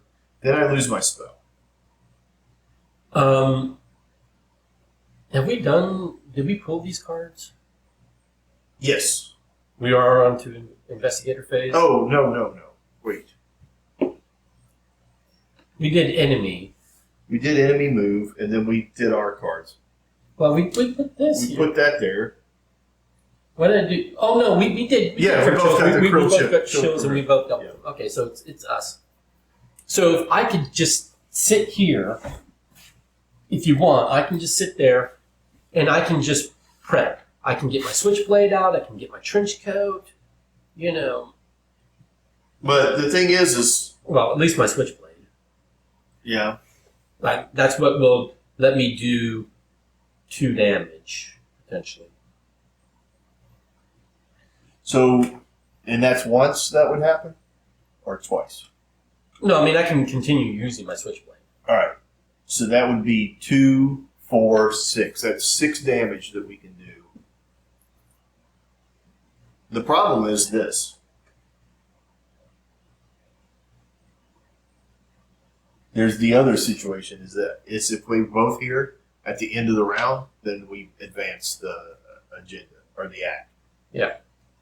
So you would probably need to come here if that's our plan.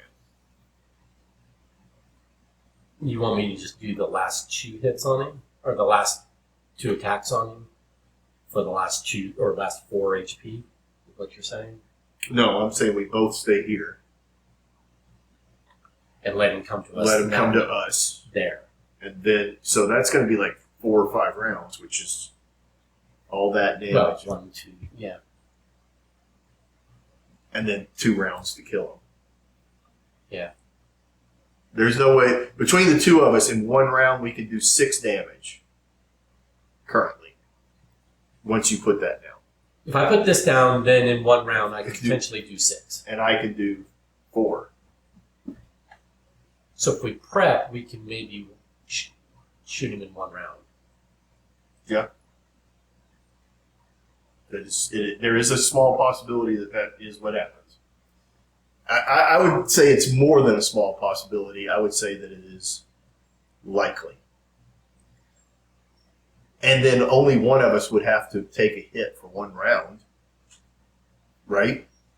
Right. Does he become, okay, most importantly, does he become engaged? Yeah. So he would become engaged with you. And I would use my grotesque statue to ensure that I hit him and Okay. not miss him. Okay. So the chances of me, unless I pull 2 chaos tokens or whatever they are, Yeah. I hit him. Like I have as close to a guarantee as you can get in this game. Yeah. Of 2 hits. That's 4 damage. Yep. And then you do the damage. And if we don't kill him in 1, he does damage to you. Right. So what you don't deal with is me accidentally hitting you, unless it's a really, really, unless I Okay. pull the, Okay, then I'll just go first, and I'm just going to ready my switchblade. okay. So the question is, should we move to here? Why? Just do it in the next round. So then we're mitigating this. Well, but then it would take you 2 actions to get there. Yeah. How many actions do you need to do shit to him? I need 2, but the thing is you're going to take a hit no matter what. No, well, so if I go here, Right. that's my second action. Right? So I guess even before I move, I don't know that we need clues. We don't need, the only place we need clues from is here Yeah. or So, here. Yeah, so there's no reason to spend an action to pick up clues. So take another resource or something. Yeah. And then, Or a card. Does either of those help you? possibly a card, it's hard to know, but, a single resource. I'm already at even resources, so. But regardless. Because if we go here, that's 1, 2, 3 turns for him to get there. No, I'm just going to stay right here. Okay. So if you stay here,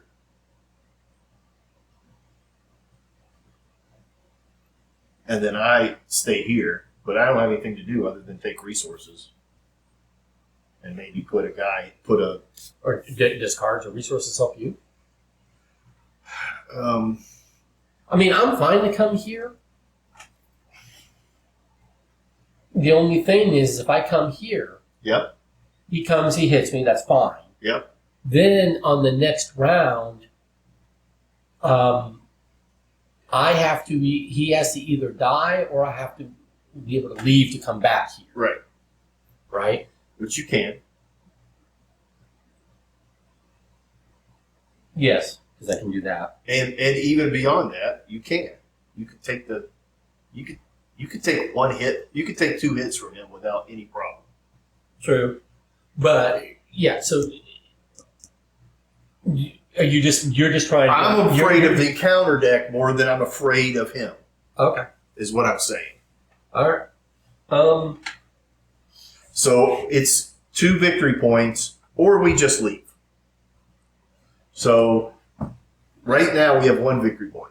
Yeah. If we go after him, we could conceivably leave with 3 victory points. Okay. Or I can come to you and we sit here, and then the game is over, or the scenario is over with 1 VP. Yeah. Okay. I'm gonna let you call that because I'm up for both of those. Okay. I don't think anything else is in my interest. Of that it's either. Do you think I should bother putting in first aid, or do you think we can do this? You think first aid's not going to make it? I don't think first aid makes a damn bit of difference because I can take 6 hits, but my horror will be gone before then. Well, no, my first aid would let me heal your horror. Horror? First aid, heal 1 damage or horror, and investigate your location. Oh, that's why I took 2 first aids. No, I think the resources for you're able to bump up your skills is more valuable. Okay. Because you could bump that up twice if needed be. You know. Yeah, this is worth +2 punch. Right. And if mathematically you need it, you could put 4 of them on there, and then it's +4 punch. Yeah, but so I'm like, if 5 punch, 5 punch, 5 punch right now, like for 3 hits, doing right. So if you take a resource, as an action, because you said you have 2 actions left.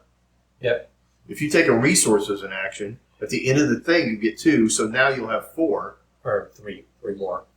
Yeah, 3 more. Yeah. So then 3. Yeah. Okay.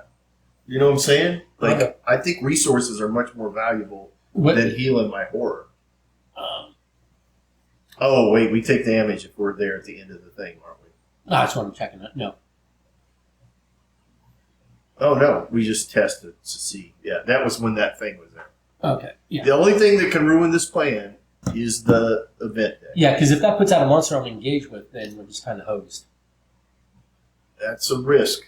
Do you want to take that risk for 2 points? I mean, I can still disengage and run away. Because this is disengage from each enemy engaged with you and move to a connecting location. So then I just flee. Yeah, but it'll leave me there. But okay, I'm willing to take that risk. All right, that's me. So I take 1, 2, and then I guess for my 3rd action I'll take.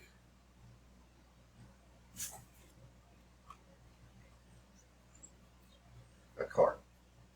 Okay. It'll be cooler to defeat him. Yeah, that's true. Okay, so then enemy phase. He comes here. He engages me. He attacks me for 2 and 2. My cat burger will take 1 of the damage. I take the rest of all of that. Okay. Yeah, he's engaged with me. Yeah, he's engaged with me presently. Upkeep phase, we flip. I get 2 these. I take 1 and a card, and then I'm way over, so I'm going to have to diminish my things. Okay. So I'm going to keep lucky. I'm going to keep anything with that on it. All right, you ready for Mythos? Nope, we don't. 1, 2, 3. I'm going to get rid of this. 4, 5, 6. 3 XP would be good because then I can get another Lola Santiago, which I have not encountered in this deck yet, but getting another one. This.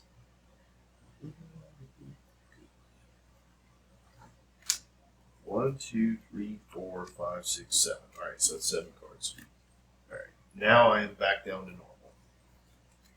Alrighty, we're ready. Here comes the hurt. A doom. Yep. And Hard engage with monster. Okay. But I can fight whoever I choose to fight. So I don't have to fight him. Problem is I cannot now survive both of these. No, I can. I can lose my cat burger.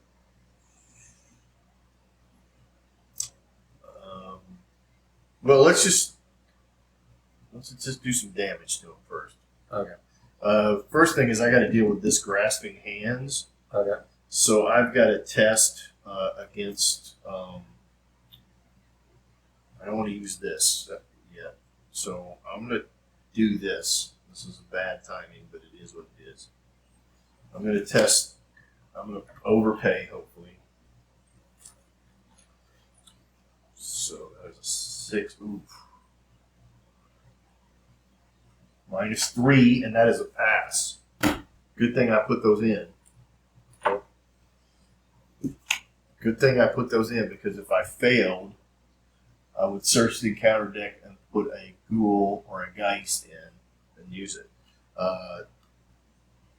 And this is like for each point you fail by take damage, which I could have taken the damage, but I couldn't take that. All right, so now that's the end of the Mythos phase. Yeah, so Now we're at the. All right, so you were engaged with him. and him. Yep. I'm going to attack this guy. So let's see what damage I can do to him. Okay. All right, I'm going to attack him with my shriveling spell using my grotesque statue. All right. Okay. So I pull 1, which is a pass already. I pull 2, so that is good. So that does 2 damage to him. Okay. That's my first action. So my second action is I'm going to attack him with my shriveling spell, again using my grotesque statue. Okay. That is a -3, which actually should defeat him, and a 0, which does defeat him. All right. Is that another 2? So that's another 2. Okay. Now, I'm not engaged with him, Right. so I think what I have to do, unfortunately, no, because I don't have the resources to do it, is I need to put out my fire axe in case I have to hit him. Okay.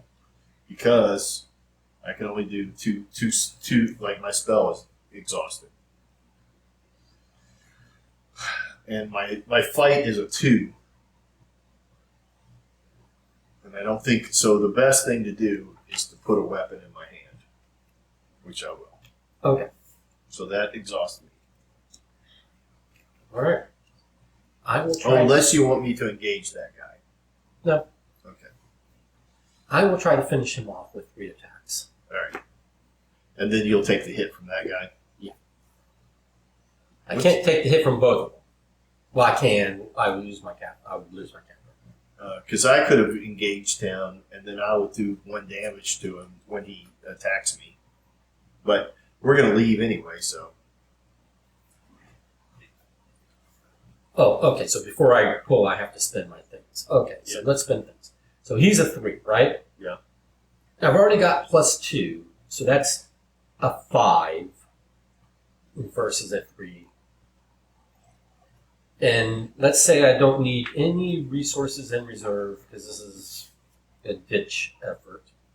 Okay? So is it overspend to do a 8 on 3? What's in the bag? A 4? Yeah.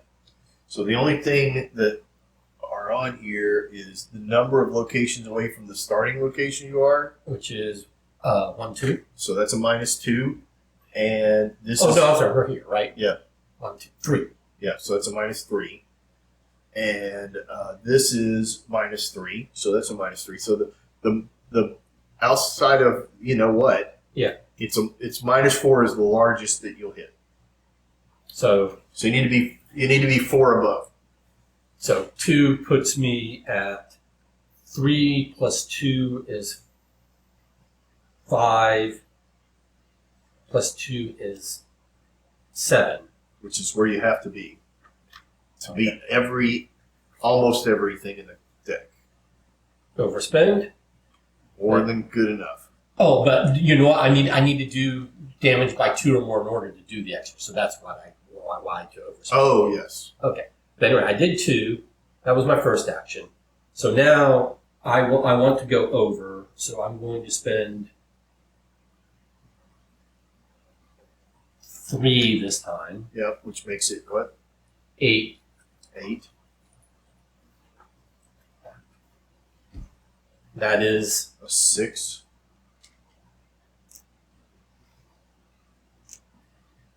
And then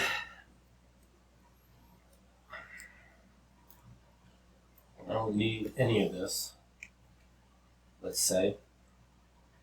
So that's a 9. Okay. My other option is I could just run away and disengage both of them right now, but they would engage you. Yeah, and also the objective is to get those victory points. No, I know. So I was like, so don't do that. and that is -3. 3. 9 minus 3 is 6, so that's still in excess of 2. So I do 2 more, and that's 2, 4, 6, 8, 10. So that takes him out. Yeah. So I did the most damage. I get the most credit for killing that guy. Sure, you can have it. Congrats. Credit goes where credit. I mean, I'm the one that talked us into doing that. So I'll take the brain credit. You can take the muscle credit. Okay. With my switchblade, I just stabbed him many times. I'm like, because I'm like, oh, you're a specter of death, a force from beyond. Take this. I'm just this woman. I'm just still on with a switchblade. I'm like, take this. Yeah. Okay. You've been scaring me. Okay, that's the end of my turn. Right. Enemy phase. He's going to do 1 and 1. Yep. Which is fine. I'll just take both of that on the chin. So we just have to survive this deck one more time.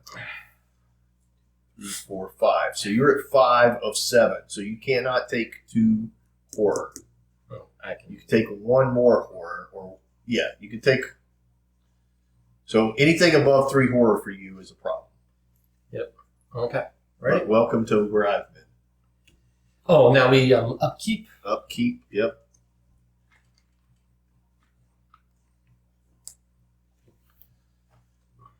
Oh, there's a little late to the party. Puts me at 8 cards, which is unlimited. Hey, I finally got my other spell. Okay. Yeah. Okay. So what can you take? I can take 3 and 6. I can take damage. You can take 3 horror? Well, I can take 2 before I die. Okay. 2, 4, 5, Okay. 6, 7. Yeah. Okay, so now we do this. Oh, great. Spawn. Discard a humanoid enemy at any location and spawn Corpse Dweller at that location. If there are no humanoid enemies in play, discard. So this guy gets discarded. No, well, is he humanoid? Yeah. Yep. Discard a humanoid enemy at any location and spawn Corpse Dweller at that location. Okay, let's do that. Yeah, because he's harder to get rid of. Yeah. Well, I mean, Well, he's all 5. sure. I could have just engaged them. Because we're going to move. Doesn't matter. Right? Yep. Okay, so now investigator phase, right? Yeah. Oh, are you engaged? I am engaged. Okay. So, If I move, I take 1 and 1. Right? So what I'm going to do instead is just defeat him. I'll just one-shot him. Yep. Now I have a little bit of a problem because if this guy hits me twice, I die. And I don't have a spell left. Well, do you want me to put first aid into play? Yeah. Okay, so I'll get rid of him. Why don't you evade him first? I'll eliminate him so he doesn't engage with you, right? So I'll just get him, kill him.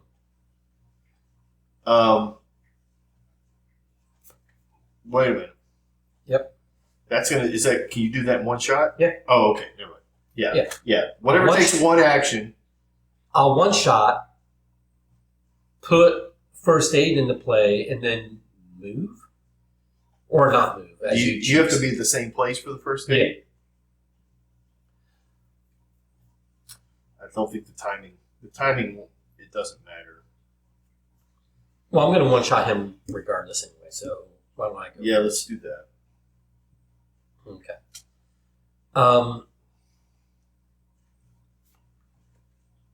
So doing that is... Oh, actually... What? I can get out of this. What? I can get out of this.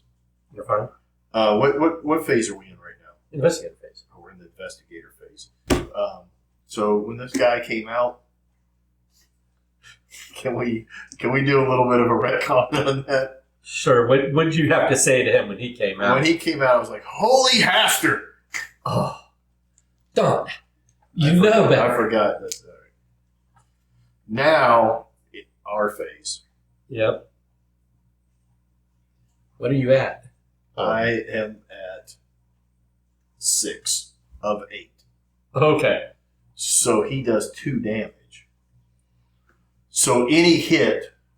But do you have something to say to him now? That's the investigator phase. Oh, in the investigator phase, I will, but it's not my turn.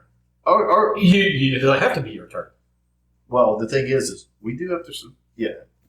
Okay. Whatever. Holy Haster again, or this phase. So that does damage, and that takes me down. And you got a horror. And I take another horror. So the thing is like I'm maxed out on horror. Right. But you get to take any actions. Well, yes. Okay. I'm going to take an action right now. Well, you want to go first? Yes, I do. All right, go ahead and go. I'm going to move. Okay. And then I'm going to take a resource. Just in case I get stuck in here and I have to do something. I can do that. Okay. So I'm going to one-shot him. Yep, do that. I should just spend all my shit, right? Sure.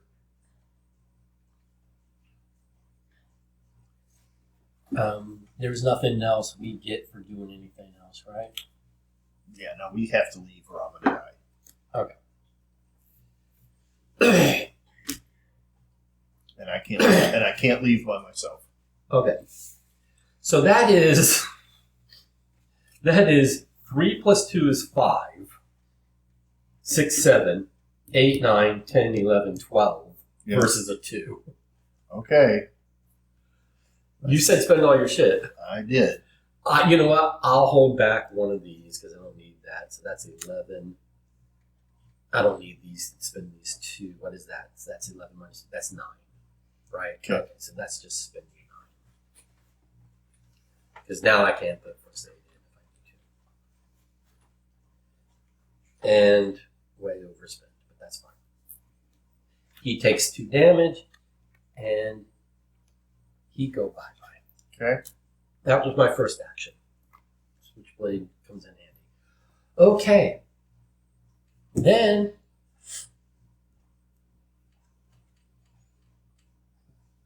I move. Yep. Then I go, hey, just for shits and giggles, put my first aid in play for the first time ever. I have 2 in the deck and never did it in play. I didn't. We both started our turn here, though, right? Yeah. So I did not get my lone wolf. That's fine. Okay. So that's your third action. Yep. All right, now the monster phase. Monsters move. He's not hunter. Yep, he's not hunter. Okay. Now it is the upkeep phase, which we'll do anyway, even though we don't need to. Oh, we don't even have another Mythos phase, because Mythos phase is at the beginning. So now we are at, if each undefeated investigator is at the gate of hell. Oh, it says when we arrived here, we would have advanced. I thought you said it said at the end of the round. No, you read that. I didn't read it. I didn't read it. Clearly. The catacombs crumble and collapse behind you as you make your escape. You were able to follow the stranger's shadow, tracing his steps. We weren't both there when that happened because you were here. Yes. You were able to follow the stranger's shadow, retracing his steps to find your way through the labyrinth passages. You crossed the threshold of the catacombs when both undefeated investigator is at the at the gate of hell.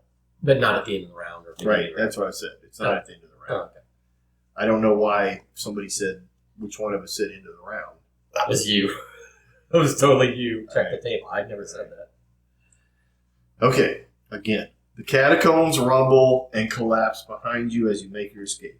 You are able to follow the stranger's shadow, tracing his steps to find your way through the labyrinth passages. You cross the threshold of catacombs, entrance to a wave of rubble and bone chips following your wake. The deafening noise of falling debris crashes behind you, and you turn to find the entrance blocked by a newly formed wall of bone and rock. Just as you're ready to a partially charred skull bearing a strange diagram rolls to a stop at your feet. There is no sign of the stranger anywhere. Resolution 1. All right. R1. Okay. That would be on the next page. I'm hoping this will be considered a success. I hope so too. Resolution 1. The burned skull holds the key to everything. You are sure of it. You have tried every method available to you in studying the diagram it bears, but the answer eludes you still. You have brought the skull to experts, occultists, and professors. You have even tried speaking with the skull on more than one occasion. As one does.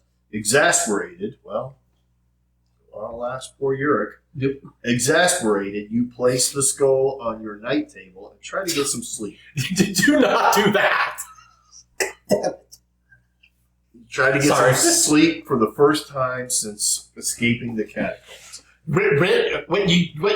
Just so you know, in this situation, what you do is you rent one of those storage units at a storage facility all the way across the other side of the city, and put nothing in it but the skull in a chest with chains around it. And if you know a wizard, get some protection boards. That's funny. Sometimes what I do is I just forget it at my friend Michael's house. Go ahead. As you fall asleep, you cannot shake the sight of the diagram etched in its forehead. You awaken with a spark of inspiration and rush to Musée de Louvre, a famous Parisian museum housing tens of thousands of paintings, drawings, and archaeological finds. You spend days exploring the museum, every display, every collection, every single object of art that might hold a clue of the diagram's meaning. Finally, you see it, a painting depicting a beautiful island town weathering a torrential storm. Waves crash against the stone of the outer wall and the threatening to swallow the island whole. Lightning flashes around the tower of the abbey of the village. A whirlwind of black clouds churns in the sky above. The diagram from the burned skull you hold in your hands is recreated perfectly in the painted stained glass of the abbey. The title of the piece is "The Path is Open." In your campaign log, note record that you know the site of the gate.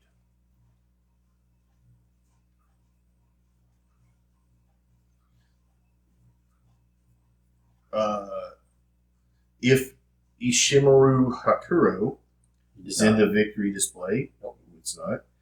Each investigator earns experience point equal to the victory of X value of each card in the display. Remove all skulls, tablets, and squids. I mean, not skulls. Cultist tablets and squids, and then add 2 cultists. Okay, so we're going to exchange our 2 squids for 2 cultists. That is correct. 2 squids for 2 cultists. And then, but our victory display is 3 points. 1, 2, 3. Right? Because we didn't do anything else. This one was never. We didn't do that one or that one. Right. And nothing else reveals victory points. This would have been victory points.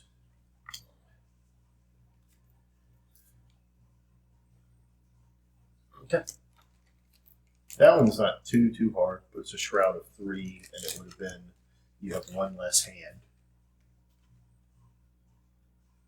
Okay, 4 close on it. Okay. Then right, we're getting 2 cultists each. Yeah.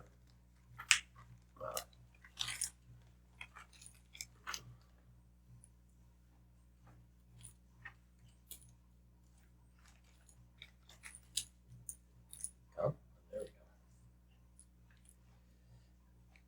Okay. And then this goes into the bag, the plastic bag. Yep. This is one of my 3. Yes, this is my 3. Because we had 3 skulls, right? Yes. Well, even though I walked out of there with 7 of 8 horror, this is a. I'm at 5 of 7. Yeah, we were far more successful this scenario than we were the previous one for sure. Yeah, I think we kind of went in with a little more clear understanding. And look, experience changes things. It does. The experience of experience and experience points. Yes. Like understanding how to use your character, how to I manipulate your draw bag. I think this time, which I didn't do last scenario, was I was too conservative on timing and did not risk a setup round. I just was like, get clues, and I never gave myself time to put in my other assets that assist me. But having like Cat Burglar to give me a passive +1 on agility, and then my physical training to let me pump my fights, getting these things into play earlier. Well, I think the trick is like you got to figure out how to play the margins of the game. Yeah. Like the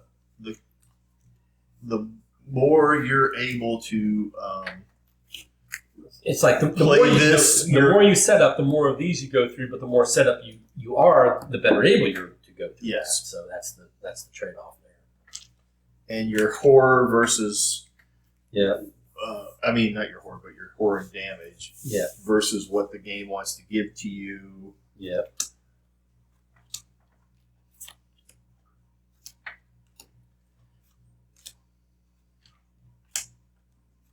Do we have any more cardboard tokens? We actually get them all this time. I think we got them all. That guy. Man, the other thing is I kept drawing this shadow behind me, and I didn't have any resources to begin with, so I just kept doing resource. Yeah. Which worked out well because having resources towards the end was really helpful because then I was just able to, I've got the switchblade, but I need to pump up my physical training. I've got the resources to do it now, So it was like spending some rounds not putting cards into play and just holding resources actually worked out for me because I didn't get the card you kept getting. You kept getting it, not me. If you would have got that, it would have hurt your gameplay. Yeah. Seriously. He's going to go back into a particular. Anyway, are we doing another one today or no? No, I think. Okay, good. That's fine. I'm limited today. Are we done with everything you need to read? Yes. We don't have an interlude or nothing? Nope. Not that I can tell. Okay. Yep, that's it. No extra experience for having defeated the dude? Nope. Okay. Just You didn't even have us mark it in the campaign log that we defeated him other than the check mark. Right. The hash mark. Yeah, I don't think it's permanently out of the game. I think it's like. Well, no, it said take it out of the game. Yeah, I bet it's going to show up again. So Okay. All right. He's not in our hand. Or he's not in my deck. He's not in your hand. Oh, hey, there's that thing right in front of you. Damn it. Every damn time I miss one. Or two or three.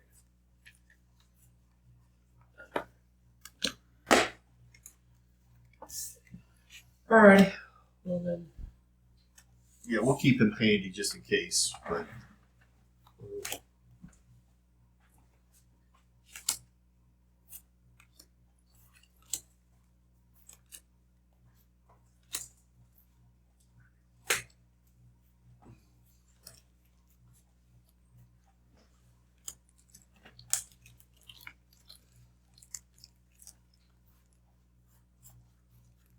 all right, if you want to organize that anyway, that's fine. Yeah.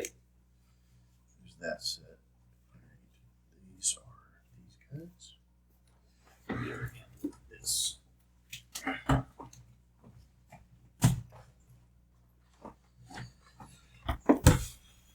Okay. These are the ghouls.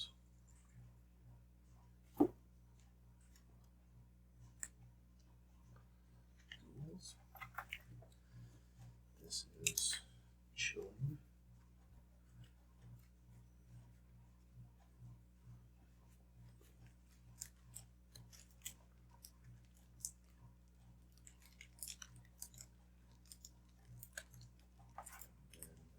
We were far more successful this time, that's for sure. Not a shame.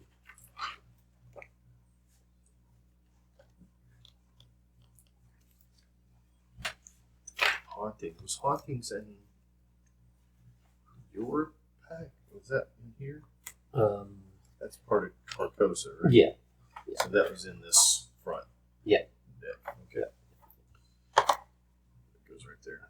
Those guys. Then this is mine. This is mine. Where did my? Oh, here it is. I was like, where'd that go? Alright, so we need.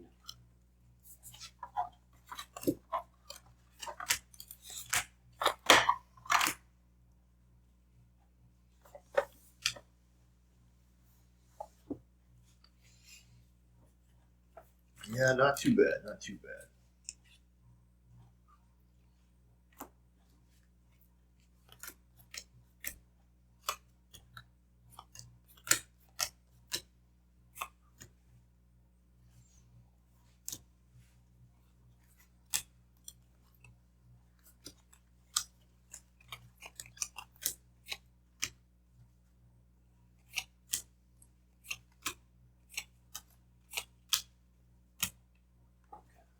Definitely on the conviction route. Oh, yeah. I mean, 5 versus 1. Yeah, I agree with them giving us doubt on the not informing police. That wasn't a matter of doubt. We didn't doubt ourselves. Read the bottom of that. Humanity is defeated and suffers 1 physical trauma. Yeah, you don't want to do that. That was the end of it. Yeah. So, yeah.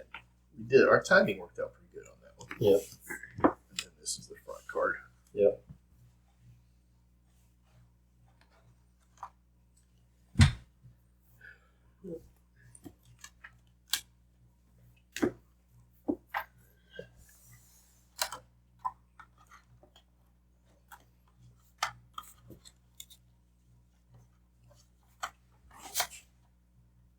Oh, this is your character? That's my character. He goes in the character box. Oh.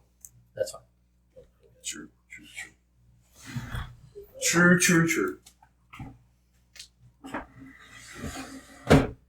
Alrighty. Yeah, I'm very pleased with the outcome of that compared to the previous one. Yeah, good job.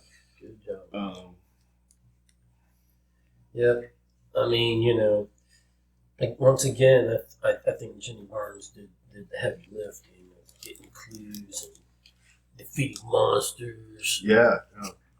But Agnes was there. No. All right, let me. Totally kidding. Yep. No, your ability to your spells did come in pretty My clutch.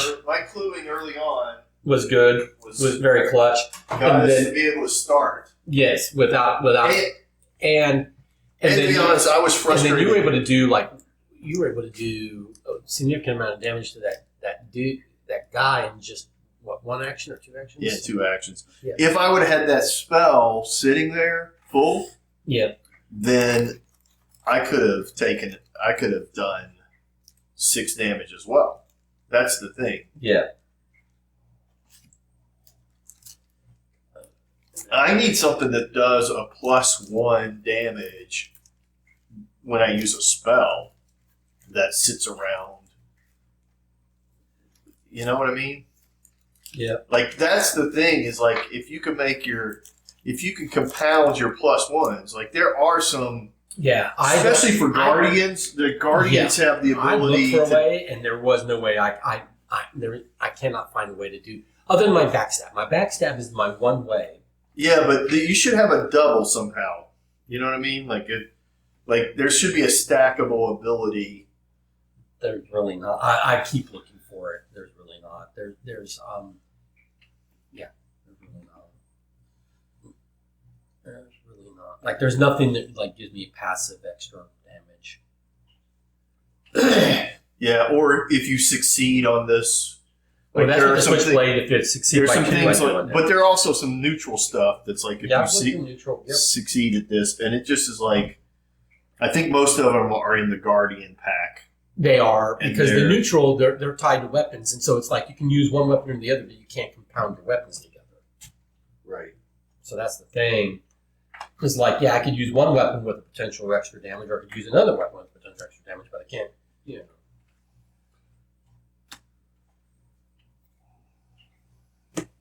All right, I will deal with my XP by later. Oh, good job. Approve.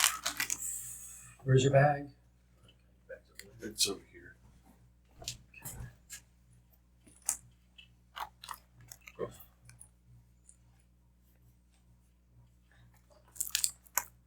Yeah, like so. Vicious blow, for example. Yeah. Oh, yeah. If Yes. this skill test is successful, get +1 damage. Yep. And there is Is that event though? That might be an event. it's a skill. Oh, it's a skill. So it can Oh, be- well, I mean, okay, so So it's a you can skill. get So it's plus- a one-time card. Yeah. It's not a passive. No. It's not. No, I wasn't talking about that because Yeah. I know there's not a lot of those. In No, there. so I've got 2 backstab events because I can only put 2 in my deck, right? But each time I do it, it lets me fight with agility and do do +2 damage. So I can do 3 damage Right. with my backstab, but I've only got 2. Is your backstab a weapon or is it? It's an event. So then, if you did something like had an asset. No, but it's an event that does its own fight. Okay. Yeah. So it has its own fight. You can't use a weapon with No, it. that's true. Yeah. So what I can do is I can just pump agility into it, which I do.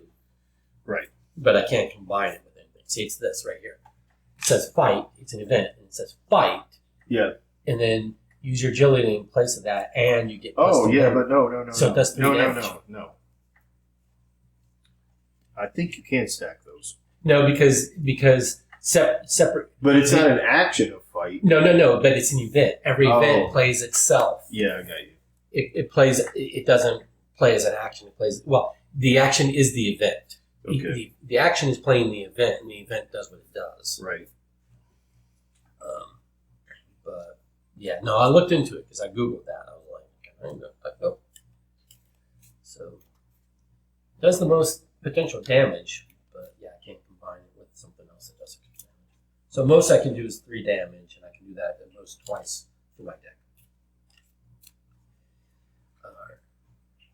Yeah, this isn't horrible to add on to that, which is Grievous Wound. After your successful attack with a non-elite enemy using a melee asset, you attach this to it, and then it does 1 damage at the end of it. So it's basically like a poison in our other game. Here, show me, what's that card? Is it blue? But it's not great because it doesn't do enemy, like elite enemies. It doesn't do anything to them. Right.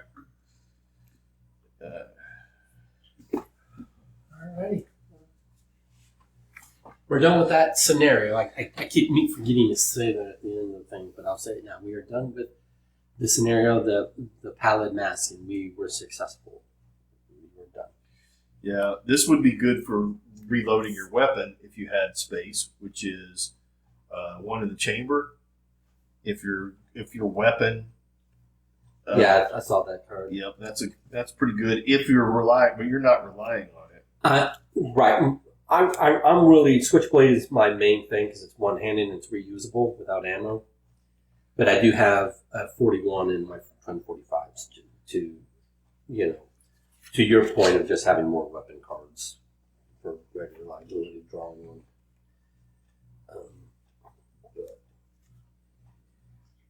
But as soon as I get my Switchblade, then it's like pretty set.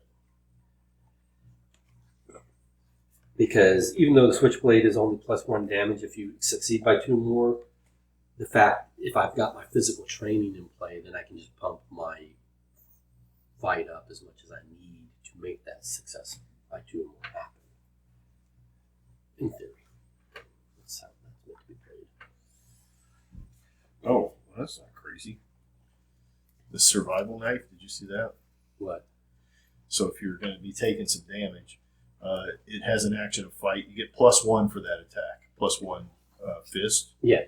And then automatically, after an enemy attack deals damage to you during the enemy phase, exhaust survival knife, and then you get fight again. Yeah. And that attack, so target the enemy, get +2 on the fist and +1 damage. Yeah, no, I looked at survival That knife. one was not bad either. Yeah, I looked at survival knife because that's a blue 0, level 0 card. Yeah. No, I definitely looked at that.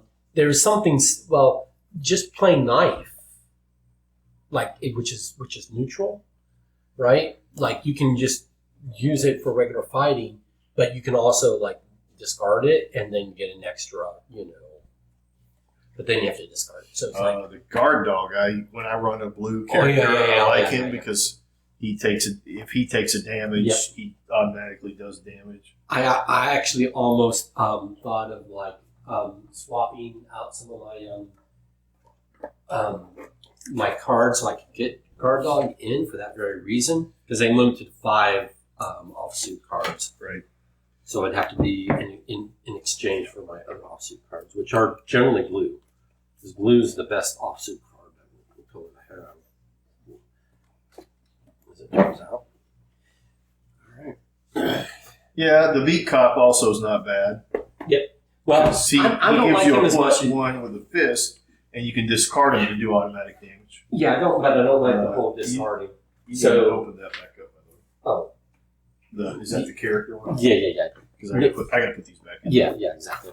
So no, I don't. That's what I don't like about the beat cop is that his once and done utility, and then you discard him. Then the guard dog is better.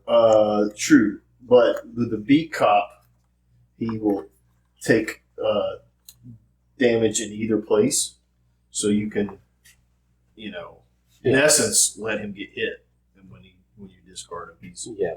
Did I put that in the wrong place? No, I think he did it right. What is that? Oh yeah, because that's the neutral 5. Okay, yeah, good. It goes behind, not front. Yeah. Yeah. As opposed to. Yeah, well, it's tricky. Yeah. It's tricky to stack those. Also, just to rock a rhyme. Yes. It's tricky to rock a rhyme. It's tricky. Come on, 80s. Well. All right, that was good. Let's talk.